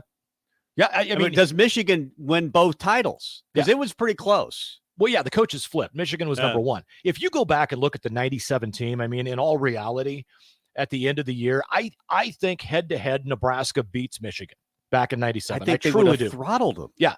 But if you look at the way guys judge and the way they rank, whether it was the old school, UPI, the Associated Press, whatever, and it's the eye test, okay, at the end of the day. You look at Nebraska's last 5 or 6 games prior to the game against Tennessee in the Orange Bowl, Michigan looked far better than Nebraska did. Nebraska barely won a couple of games. Now, granted, the Missouri game with the kick and the catch by Matt Davison, but there were games late in that season that Nebraska was still a game in the fourth quarter, and it ended a lot closer than it should have. Yeah. By the eye test, Michigan was the better Michigan team. had a better defense. Nebraska had a far superior offense. Well, yeah, when you've got them on green, you're damn right you do. And I think Scott Frost in 97 was the quarterback. Yeah. But they also beat a team with arguably the best quarterback. You could say this in college football, well, in football history, maybe in the NFL history, Peyton Manning. He was far better than Brian Griese was at Michigan. No, I'll give you that. I mean, they beat a team that was loaded with NFL talent. I haven't gone through the rosters, but that Tennessee team was absolutely loaded with NFL talent. I don't know that Michigan was as loaded as Tennessee was. Or Nebraska. Or Nebraska. So, yeah, I mean, like I said, on the field, I think Nebraska beats Michigan probably handily. I mean, it's a 17-point plus win in 97 if those two would have been able to play, if you would have had a bowl championship series or whatever, to where they could have gotten out of their ties with the Rose Bowl and the Orange Bowl. But at the end of the day, you go back and look at the end of that season, Michigan deserved to be ranked number one. Eye test was they looked better than Nebraska did. When it came down to it, though, and everything was on the line, there is not a chance in the world, I think, Nebraska loses to Michigan in 97. But that run, the 60-3 run, was something that may never happen. I mean, it was the most dominant period, I think, in college football history. And you could talk about Alabama and how good they've been. But as far as dominant periods in college football, from 93 to 97, and then Frank Solich took over in 98, that was a flop. But then came back in 99. I mean, you're not going to argue that Nebraska would have won anything in 1998. No. But in 1999, they ended up being the best team in college football. Yeah, they just simply lost a game early that Correll Buckhalter fumbled on the 1-yard line. Yeah, against Texas. Yeah, and that was it. I mean, they win it. They win a national title in 99. Would you take? I mean, if I gave you $1,000, would you bet Georgia? No. To three-peat? No. You would not? I'd take the field. And I'll tell you why. Because everybody who has ever won a title and or won it a second time, whether it is in college football, NFL, NBA, sprint car racing, NASCAR, whatever it is, they're going to tell you the same damn thing. It is really, really hard to win a championship. Yeah. It's hard one to two-peat, let alone three-peat. So, and that's my point, though. I don't think they get it done this year. I get it. They've got tons of talent. They've got 900 5-stars on their roster and all of that. Yeah. But at the end of the day, whether it be injuries, whether it be a guy just making a gaffe, whether it's does somebody grab a face mask as they're going across the goal line and a touchdown gets called back and then they fumble the snap, and then that one bad play with the face mask and a penalty and all of it, that something will go wrong to the point where no, they will not three-peat. You know why the Michael Jordans or the Tiger Woods are so good is they always find a way to stay motivated, even when they should be comfortable. They've won 10 in a row and they're angry because they haven't won 11 in a row, or, they just find a way. You need people like Jason and Christian Peter on your team that are never satisfied, because once you get comfortable, you're dead. Oh, Grant Wistrom as well. Holy smokes. Grant Wistrom, name, Tommy Frazier, name any one of them. Oh yeah. They all had the ability to stay focused when everybody was telling them how good they were. And we've heard those stories, they would face a Thursday afternoon or Wednesday afternoon of practice against their own defense. And that, nothing we face on Saturday can be that good. And that's what you need. You need guys that are just so highly motivated, on top of a coach like a TO that just does his thing and doesn't believe the hype. And because it's so easy to believe it. I mean, Georgia, why wouldn't they believe that they're going to three-peat? They have the most talent. They've already two-peated. They proved that they can three-peat. But man, you just overlook anybody on a given day and any given Sunday, right? I've heard that's a good movie. It is a good movie. Interesting that Lindy's has ranked their top 15 quarterbacks as far as the transfer portal is concerned. Yep. And I actually have on three's list. I appreciate all that Lindy's does. I didn't bring in the Lindy's. I am a firm believer the on in three Sean list is, Callahan I think, and Stephen M. let's go Sipple with on three, because we talked to Stephen M. Sipple about an hour ago. So let's do that one. But Jeff Sims is not among the top 15. He's not on three's list either. He is number 16, however. Interesting on three's list for the highest profile, the best, quote unquote. Do your air quotes, everybody. Yeah. Keep one hand on the wheel and just put two fingers up. But if you're driving, They actually on three as the best transfer quarterbacks, they have Casey Thompson listed as 23rd. And I thought that was, I'm just going to say, I thought it was interesting. I thought he might be a little bit higher. Do I think Jeff Sims is going to have more success at Nebraska than Casey Thompson would have if, say, Sims would have stayed at Georgia Tech and Thompson was back this year? Well, that's a good question. Let me ask you that. If Casey Thompson stays and Jeff Sims doesn't transfer here, does Nebraska have a better season led by Casey Thompson or led by Jeff Sims, do you think? I'm almost always, and I'm not always this way. I mean, not a lot of Husker fans are this way because they saw the Tommy Armstrong era where great runner, can't throw. They saw the Taylor Martinez era. Great runner, can't throw. Casey proved that he can throw. He's not a great runner, but he can run enough to escape. Jeff Sims is still going to have to prove to Husker Nation that he's accurate because he can really run, and he's 6'4", 225, but his stats at Georgia Tech said he was a 55% passer. Yeah, and he throws a lot of interceptions. And he threw a lot of interceptions. He looked very good in the spring game. That's one game, and apparently he looked good throughout the spring. But Casey was statistically the worst offensive line in college football, or at least among them, was able to stand in there. Now it helps that he had Trey Palmer bailing him out, but he stood in there, took some shots. It reminded me a little bit of what Zach Taylor went through in 2008. He was the Big 12 Player of the Year, but he took some vicious shots. Well, and what his current quarterback, Joe Burrow, took 2 years ago with Cincinnati. Yeah. Would he get sacked like 87 times or something crazy? So I think Casey Thompson was a better passer at Nebraska than Jeff Sims was at Georgia Tech. Correct. Jeff Sims is a much better athlete than Casey Thompson is. He's willing to run. Casey didn't always look like he was willing to run, but he was willing to stand in there, take a shot, and deliver the ball. Let me ask you this. I mean, since you asked me, who has the better year? Casey Thompson at Florida Atlantic, that's where he is right now, or Jeff Sims at Nebraska? Because it's a much easier league. It's easy to say Casey Thompson would have a better year because he probably will. He's in an easier league. Yeah, I think Casey Thompson has a better statistical year, but I don't know that FAU wins more games because all of his teammates at FAU are not Power 5 caliber players like he is. So I don't know. I'm kind of leaning towards Casey may have a better statistical year than Jeff Sims does, but I think Jeff Sims has a more successful year on the field. As a quarterback, wins and losses. Somebody pointed this out to me that had Casey Thompson stayed, he would have made more money at Nebraska in NIL money than many of the assistant coaches at Florida Atlantic that they're making now. Wow. He would have made significant money. I think he was making in the neighborhood of $200,000. Yeah. At Nebraska. Yeah. And that's more than the coaches at FAU that are coaching him at FAU. Off the Sutter Heyman text line, Big Red Bass chimes in and says, has anyone seen any real practice time for Casey since his surgery? That has to play into it. I get exactly what you're saying.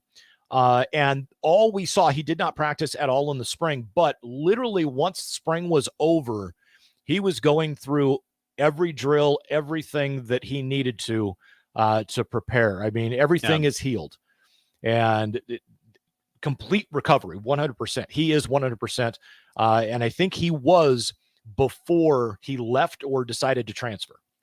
And that I really like. I didn't know what to think of Casey Thompson. I thought perhaps he's arrogant. I mean, I think sometimes first impression, not after I got to know who Casey was, because I got to admire that kid, especially the way he took shots and kept getting up.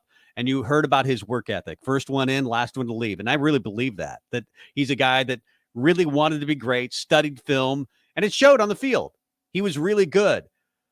I can't blame him for a second for wanting to go play for Tom Herman at Florida Atlantic. Oh, completely agree. I think Tom Herman's a pretty good coach.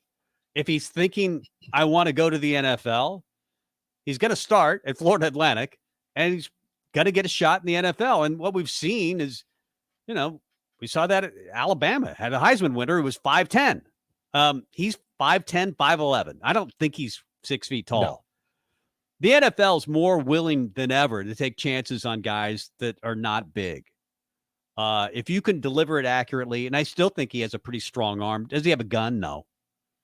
But, the Baker Mayfields of the world get their shot now in the NFL.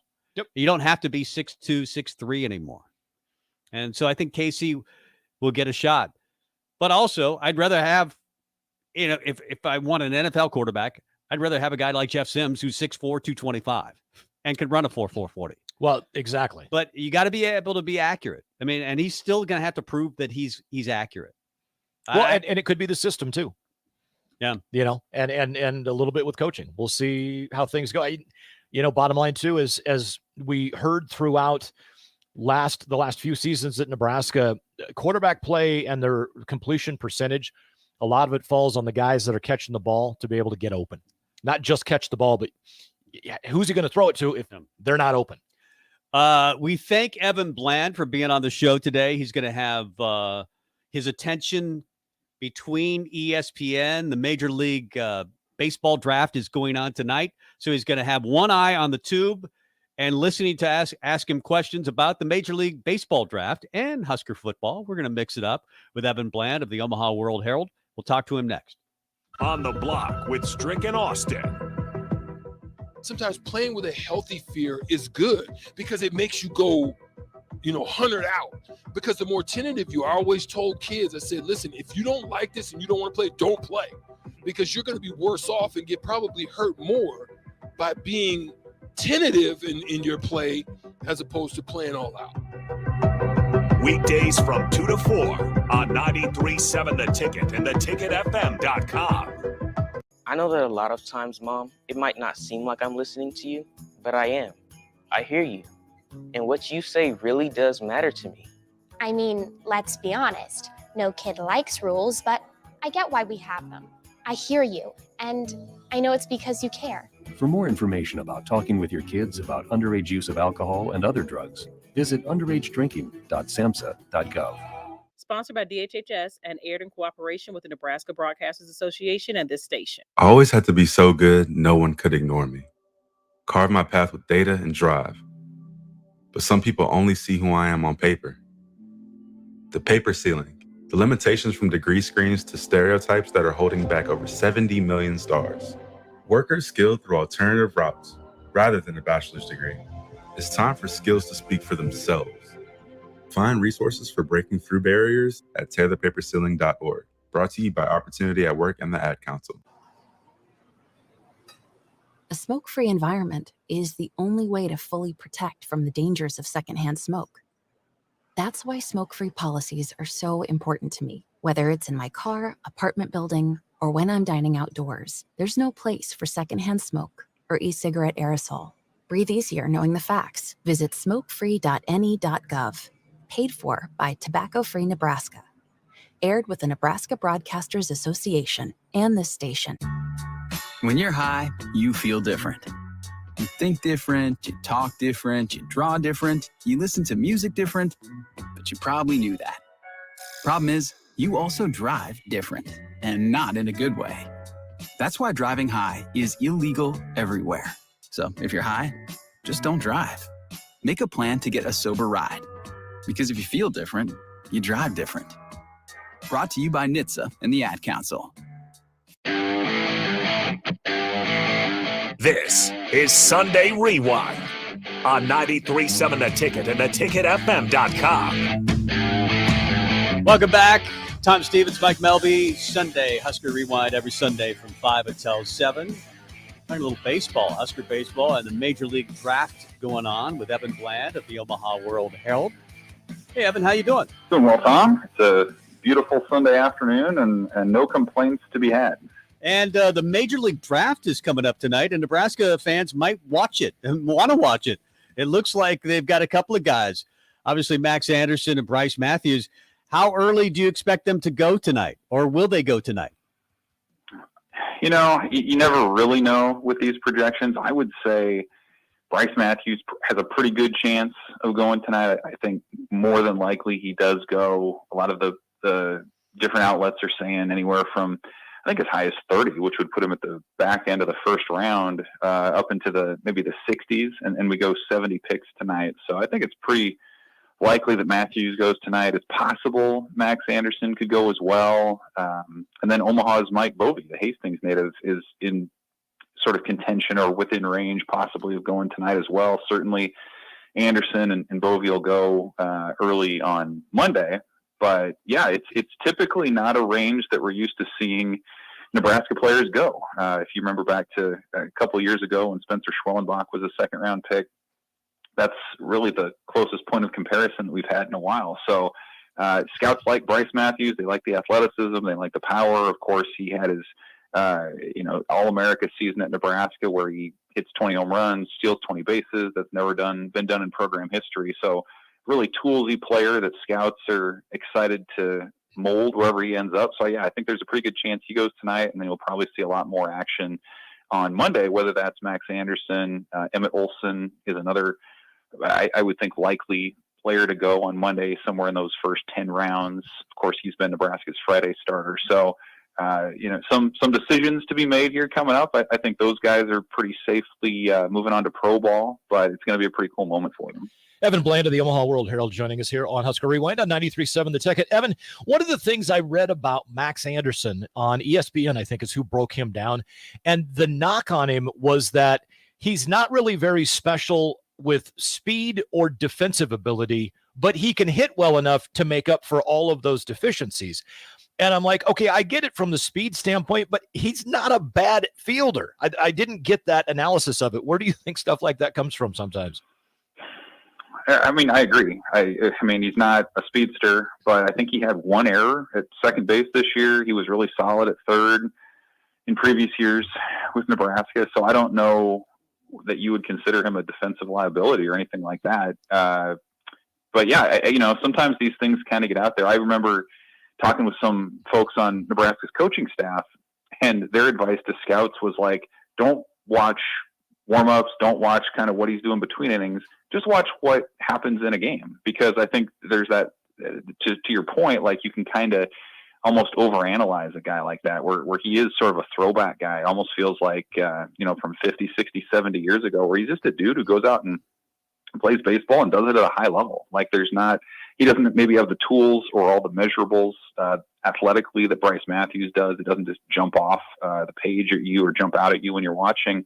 But he's a solid, like across the board. You know what you're going to get from him, and it'll be interesting to see where he ends up defensively at the next level, because I think you could make the argument for third.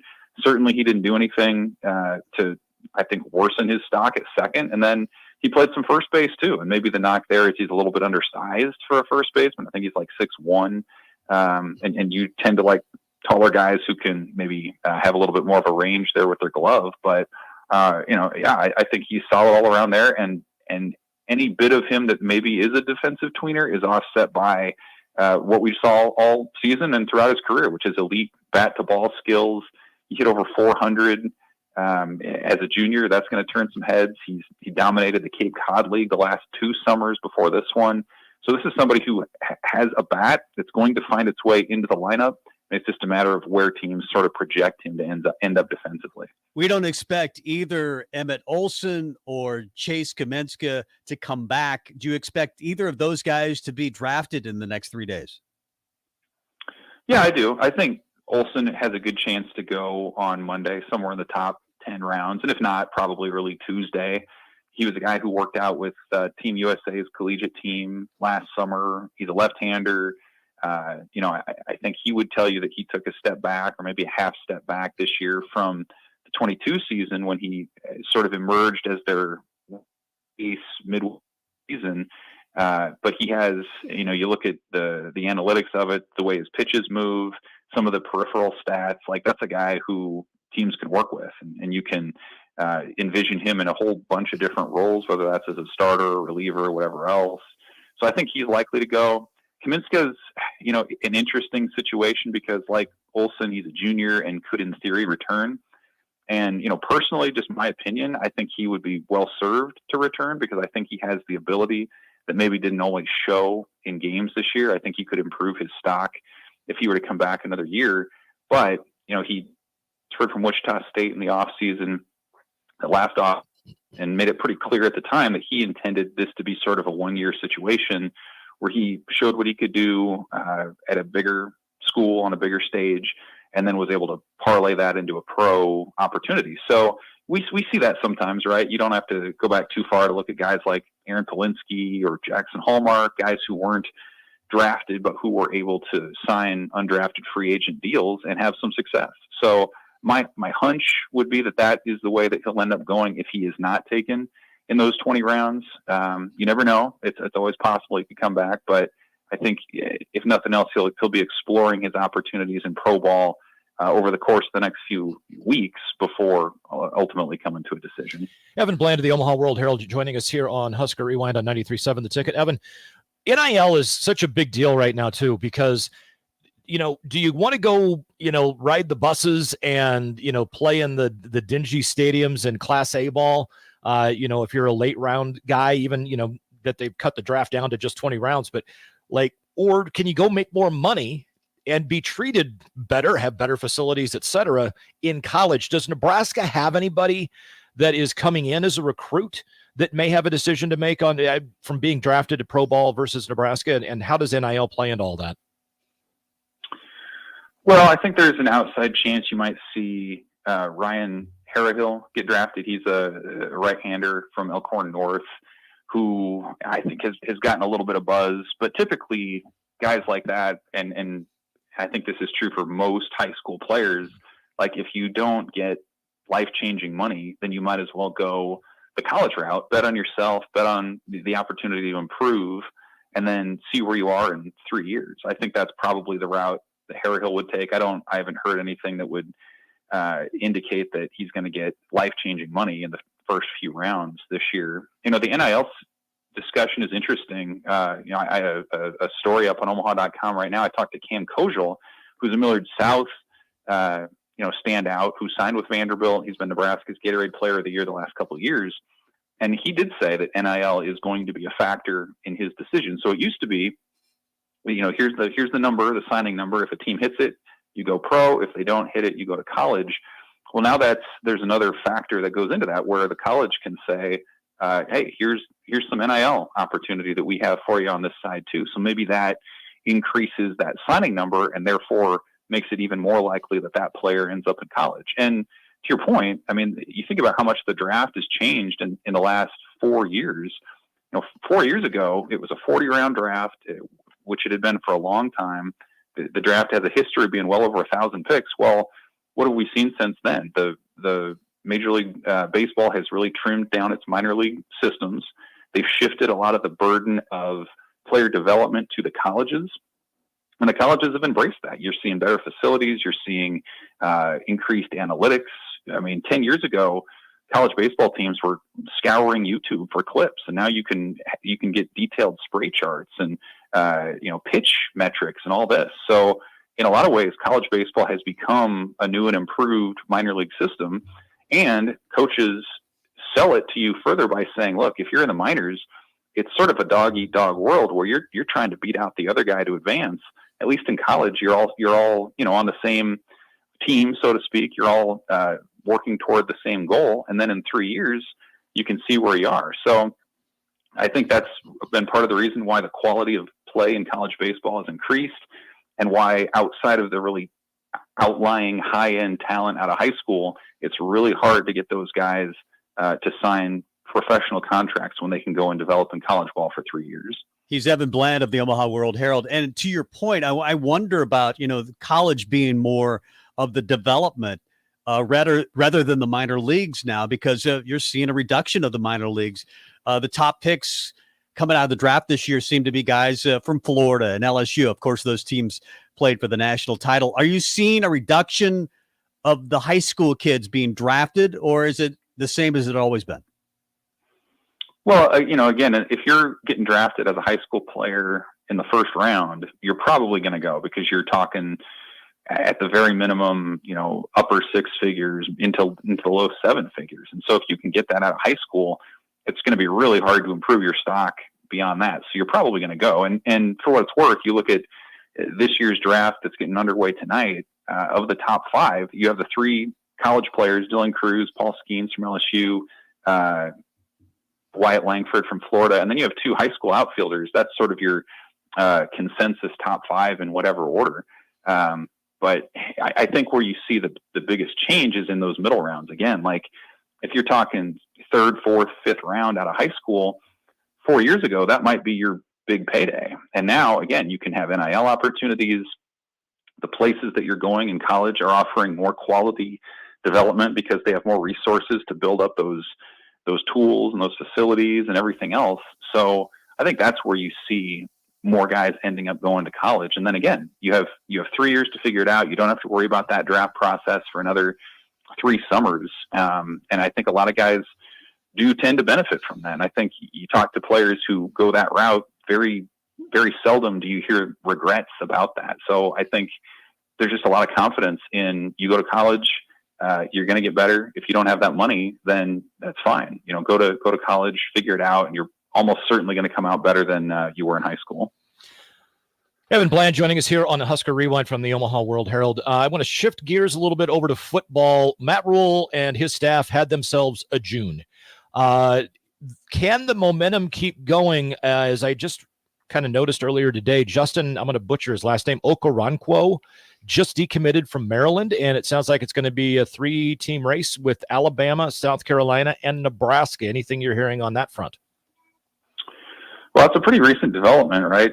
He'd been an official visitor to Nebraska, so I personally haven't spoken with him or kind of have a sense of his timeline or what maybe he's looking for, but it does get your attention for sure. I mean, as much success as Nebraska had in June with all the official visitors that came in, to have a guy like that back on the board does put your antenna up a little bit. And oftentimes the way, like the recent trend of having official visits in the summer, I think makes that a little bit more interesting too, because so often, and I've talked to a number of commits from the last month that have said this, like there's a power in sort of that camaraderie that you build up between fellow visitors, right? Like it's one thing to have a great visit to the school and connect with the coaches and the facilities and all this, but it's a different level when you're talking with other guys who are either committed to that school or are thinking about being committed to that school.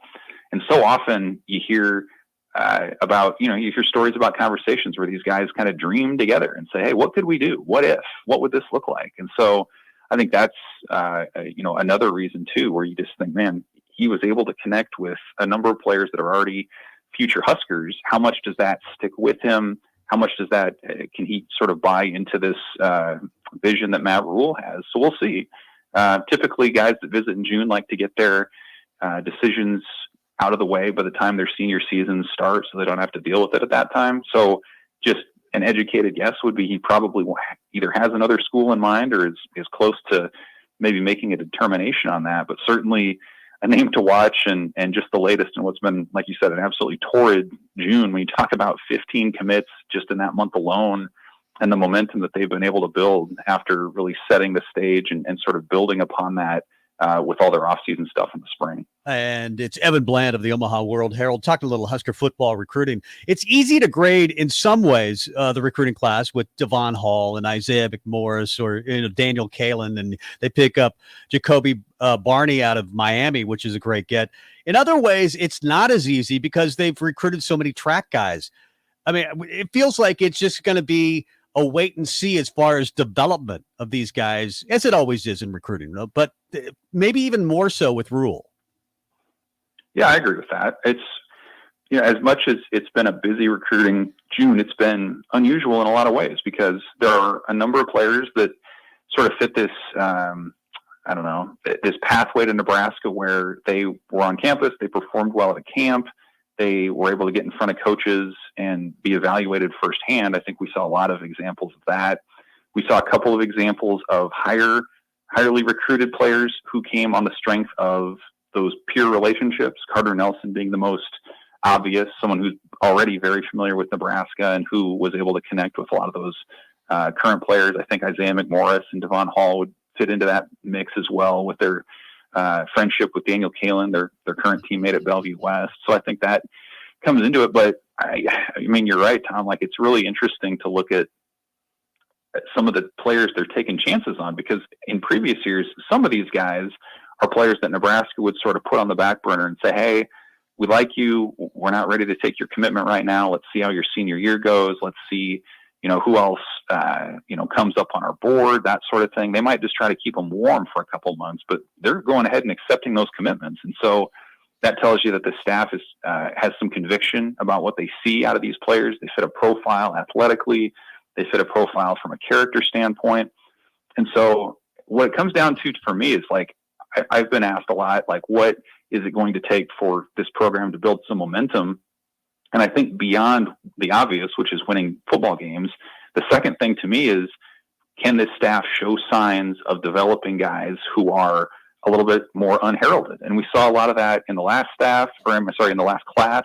Guys like Eric Fields comes to mind. There are a number of other ones too, who you're just curious, like, can they take these sort of diamonds in a rough and develop them into starters, develop them into guys who are in the conversation to go to the NFL in 3 years? And I think if you can do that, then that just makes it all, I mean, that speaks loudly to maybe some of those 4-star recruits that are out there and say, hey, look what they did with this walk-on, look what they did with this 3-star and what they turned them into, and imagine what you can get turned into. So I think that, as much as their success in the coming years on the field, I'll be really curious to see how some of these individual stories work out. Evan, before we let you go, we are D-Day is 3 weeks from today. Fall camp starts. What are you going to do for the next 3 weeks before things finally, the dam breaks and everything is going? And what is how is your feelings going into this from an excitement standpoint and intrigue standpoint versus, say, the last few years? Yeah, well, okay. So first of all, 3 weeks. I have a couple things I'm working on this week, actually, an extended feature on Devon Hall that I'm excited to share in a few days. I think his story is pretty interesting. Actually, about a week from now, I'm going to take a little vacation. My younger brother's getting married, so I'm going to take a week and try to get off the grid. This is, vacation season for a lot of sports. Get it? And then, it's time to dive in. You got Big Ten Media Days in Indianapolis, in a couple weeks here, and then here we go. So that part will be interesting. And there's a lot of intrigue to this thing, and it's a fascinating time, because I think locally, Nebraska, it really does feel like they've won the offseason. They're building some momentum with recruiting. Matt Rule has said everything that you could think that would be right. Like, he's won the offseason in that regard.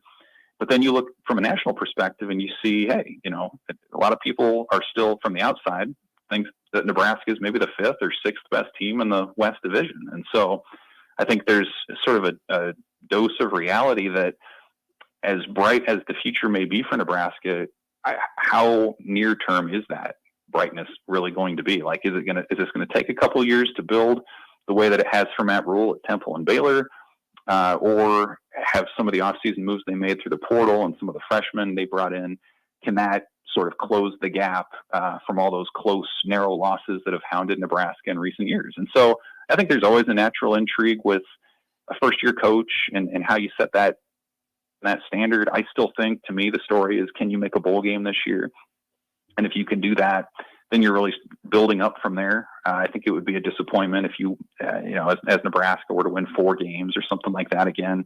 I think the team has enough talent to do more than that, and the staff has enough attention to detail that maybe some of those close losses turn into some narrow wins. So I think that's kind of what I'm looking for in the short term. And then, again, sort of, what do you see in terms of the culture that's set, and in terms of some of the investments they make long term for success, greater success that Nebraska can have maybe in 2025 and beyond.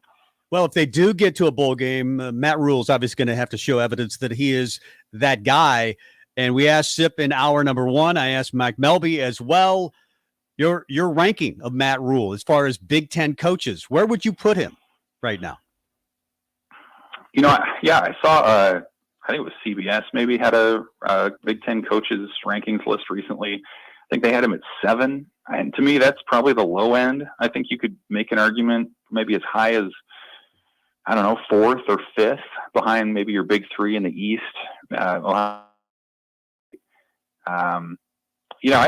suppose I'd probably put him 4th or 5th, which maybe seems high because he hasn't coached a game in the Big Ten, but he's also a pretty proven commodity at the college level with what he was able to do at his previous stops, his reputation for player development, his reputation as a CEO, which is something that Nebraska has sorely needed for a long time. It does feel like he fits, a lot of the needs that Nebraska's had. So, yeah, I mean, I guess I would say, 4th or 5th probably at this point. Certainly room to go either way, depending on how things go. But if that holds up, man, I don't know the last time you can say that Nebraska had a head coach that you would rank at that point in the upper half in the Big Ten. So, again, if coaching does indeed matter, then I think we should see pretty quickly the effects of that, especially in some of these close games that Nebraska is bound to have this season. Well, I think Nebraska thought they might have had that guy even last year, year number 1 of the Frost era, and that didn't turn out to be so. But I think that there is some hope that Matt Rule could be maybe the 4th or 5th best coach in the Big Ten. If that's the case, I think you're talking about good things to come. Great stuff, and we look forward to your continued coverage of the Major League Draft. Sounds good. Yeah, it should be busy. Thanks for having me, guys. There you go. The Major League Draft going on as we speak, and neither Max Anderson or Bryce Matthews have been picked. But we're only at pick number 7 right now as Cincinnati is on the clock and their selection is in. Yeah, Paul Skeens and Dylan Cruz become the first teammates in the history of the Major League Baseball draft to be drafted 1-2. So LSU national champions and Jello shot champions, and they make history once again. That's right. Jello shots. 2 players from the same team, same college team, picked 1-2. Well, there's a reason they won the national title. They've got some talent, and when you're picked 1 and 2, it kind of tells you that LSU. Well, we know the SEC in general is just really good at baseball. That news just in. Let's get to break and come back. I want to talk about one of Nebraska's opponents, one of the first 2 opponents. Minnesota, number 1, and then you got Colorado. Dion has said some crazy things. Some of them, a lot of people are buying in. Are you buying in to Colorado? And we'll look at their schedule. It's tough. Yep. In case you haven't heard, it's really, really tough. Talk a little Colorado football coming up next. Hi, Sean Callahan here of HuskerOnline.com, inviting you to join us here on 93.7 The Ticket every Saturday morning now in our new time. We're on from 8 to 9 with the weekly Husker Online radio show. We'll give you the latest in recruiting. We'll talk about what's going on with both football, basketball, and we'll probably share a few stories from the inside. It's every Saturday morning right here on 93.7 The Ticket. It's the Husker Online radio show from 8 to 9 a.m. Serve Nebraska believes that volunteers are part of what makes Nebraska great. Each year, the Step Forward Awards honors volunteers from across the state who serve their communities in outstanding ways. We hope you'll join us this year at the Step Forward Awards luncheon on October 27th in Omaha. Help us thank volunteers with a celebration to remember. To register, visit serve.nebraska.gov and click Register Now. We hope to see you there. Paid for by Serve Nebraska. Aired with the Nebraska Broadcasters Association and this station. They are our love bugs and companions. They are our pets, our family, and they make life better. When we face unexpected challenges, so do our pets. That's why we're on a mission to support people and their pets. Whether donating a bag of kibble, sharing an Instagram post of a lost cat, or welcoming a foster pet into your home, every bit of kindness counts. Visit petsandpeopletogether.org to learn how to be a helper in your community. Brought to you by Maddie's Fund, the Humane Society of the United States, and the Ad Council. Alexa, play 93.7 The Ticket. Okay, playing 93.7 The Ticket. Alexa, turn down the lights. Dimming the lights. Alexa, order a pizza, the big one, all the toppings. Are you sure that's a good idea? Alexa. That's a lot of pizza for just one man. Alexa, just do it. Stop judging me, just do it. As you wish. Thanks, Alexa. You're my best friend.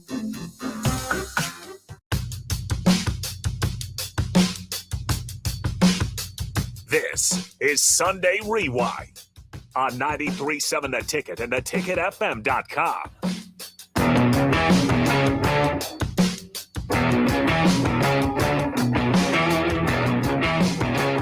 Welcome back to Husker Rewind here on 93.7 The Ticket and theticketfm.com. I'm Mike Melby. That's Tom Stevens. I saw my Royals just drafted a guy with a lot of hair. No, actually, they're on the clock. That was somebody right before them.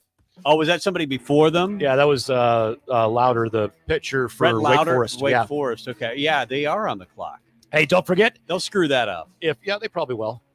If you're watching us on the stream, it is the Sartor Heyman live stream. You can see it on Facebook, YouTube, Twitch, and Twitter, as well as Allo Channel 951.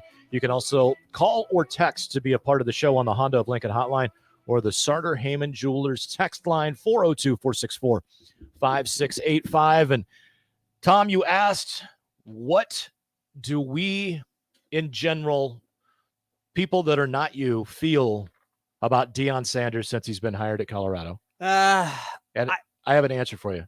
Okay. I think it's going to be a dumpster fire Do you and a really? lot of fun to watch. Why do you say that? Because there are a lot of people that believe that, like I've read articles about him that he is prepared and he does know football at a very high level and he's a pretty good evaluator. But it does bother me that he came right in and just kicked like 77 guys off the team. They said bye-bye. What makes me feel like it's not going to work is the way he treated the players that were still there during spring ball.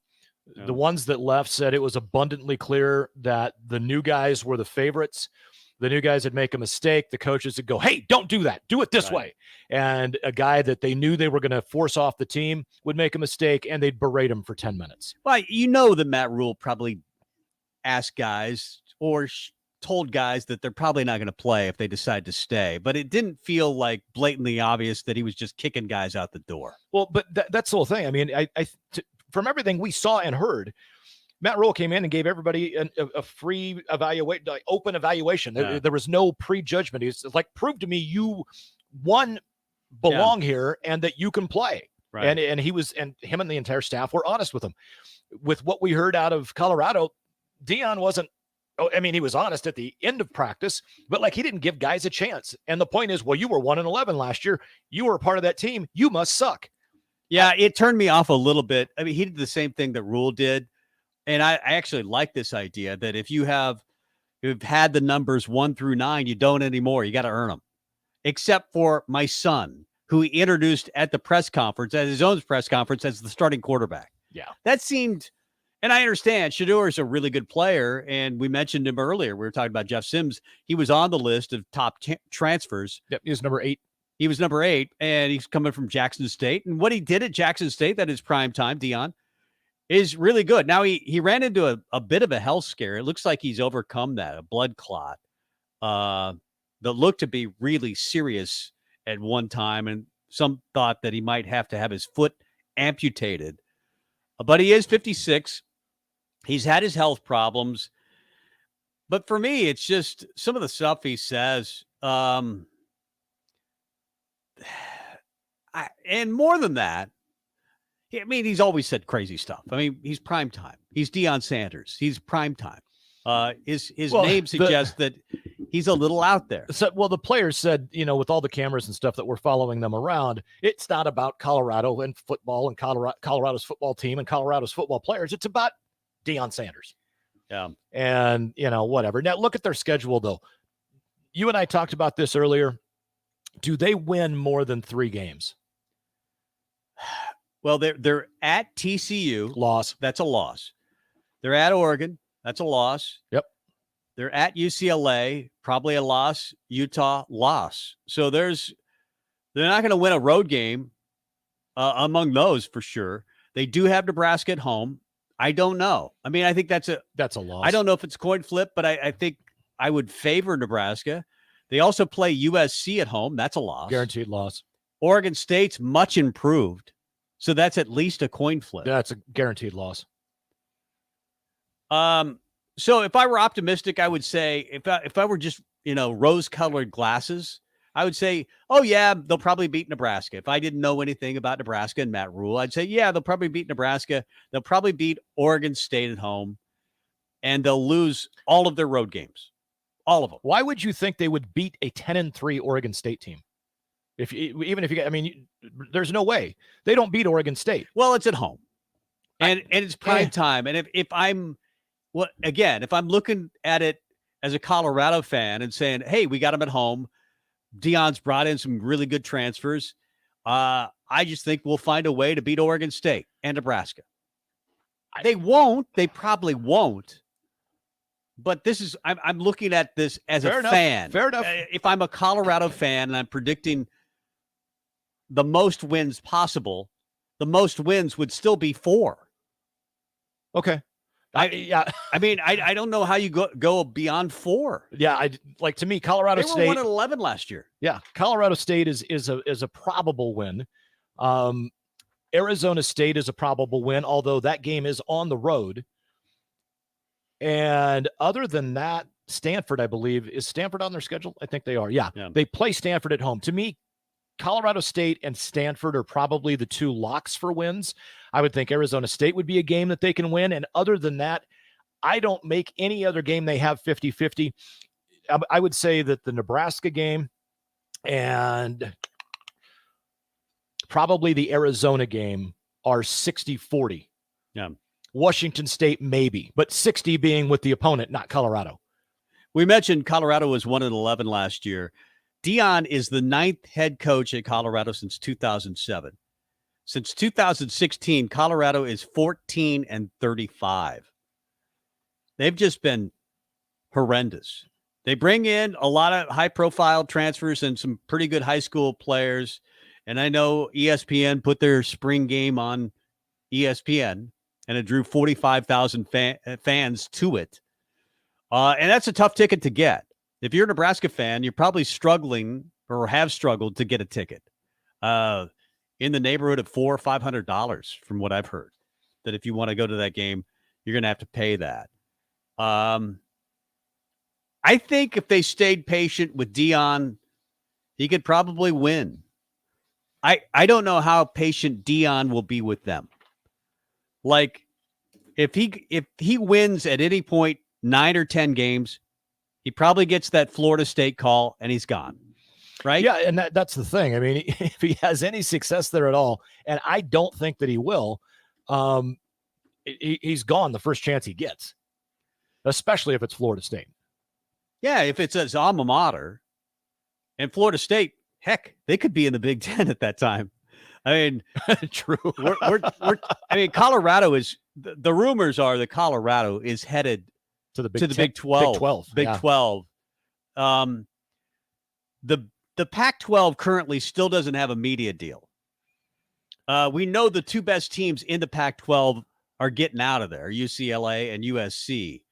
And I think that the Big Ten will pursue Oregon and Washington as well. Yeah.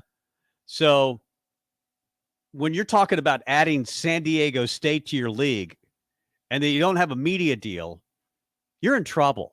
Yeah. You're in big trouble. Yeah, and San Diego State now doesn't have a home. Yeah, and it makes me feel bad for a school like Utah, for example, because I think that's a really good program. Yep.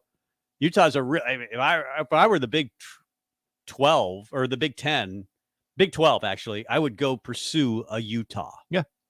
Because that's a really good team. Probably doesn't fit the academic profile of the Big 10 at all. But I just don't see. I know Colorado fans, you're excited. And maybe they'll have 1 or 2 good years. But Deion, if he has 1 or 2 good years, is leaving. Yeah. He's leaving. Yep. I just think he is. And so am I. I'm leaving. I'm not. But I'm going to listen to your show on the way home. Cool. Yeah, Finish Line. It's going to be fantastic. I'm excited, man. It's we've got Terry Fair, who is a tech specialist.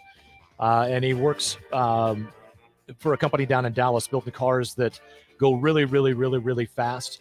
We're going to talk about that. We're going to talk about the richest week in sprint car racing in the history of sprint car racing. Wednesday, Thursday, Friday, Saturday at Eldora, $2,023 is on the line in purse money. And Rebecca and I will cover everything with Victory Lane. We got a big Victory Lane shout out last night from our sponsor of the segment, Victory Lane, Mike Boston. He won at Eagle last night. Nice. So Eagle Chassis, big thanks to him. But going to be a good time. That's it for Husker Rewind. Back again next week. How many days until 21? 21 days till the start of fall camp. It's getting closer, kids. See you next week. See you, Tommy. Listen to you on the way home. See you, Mike. Alexa,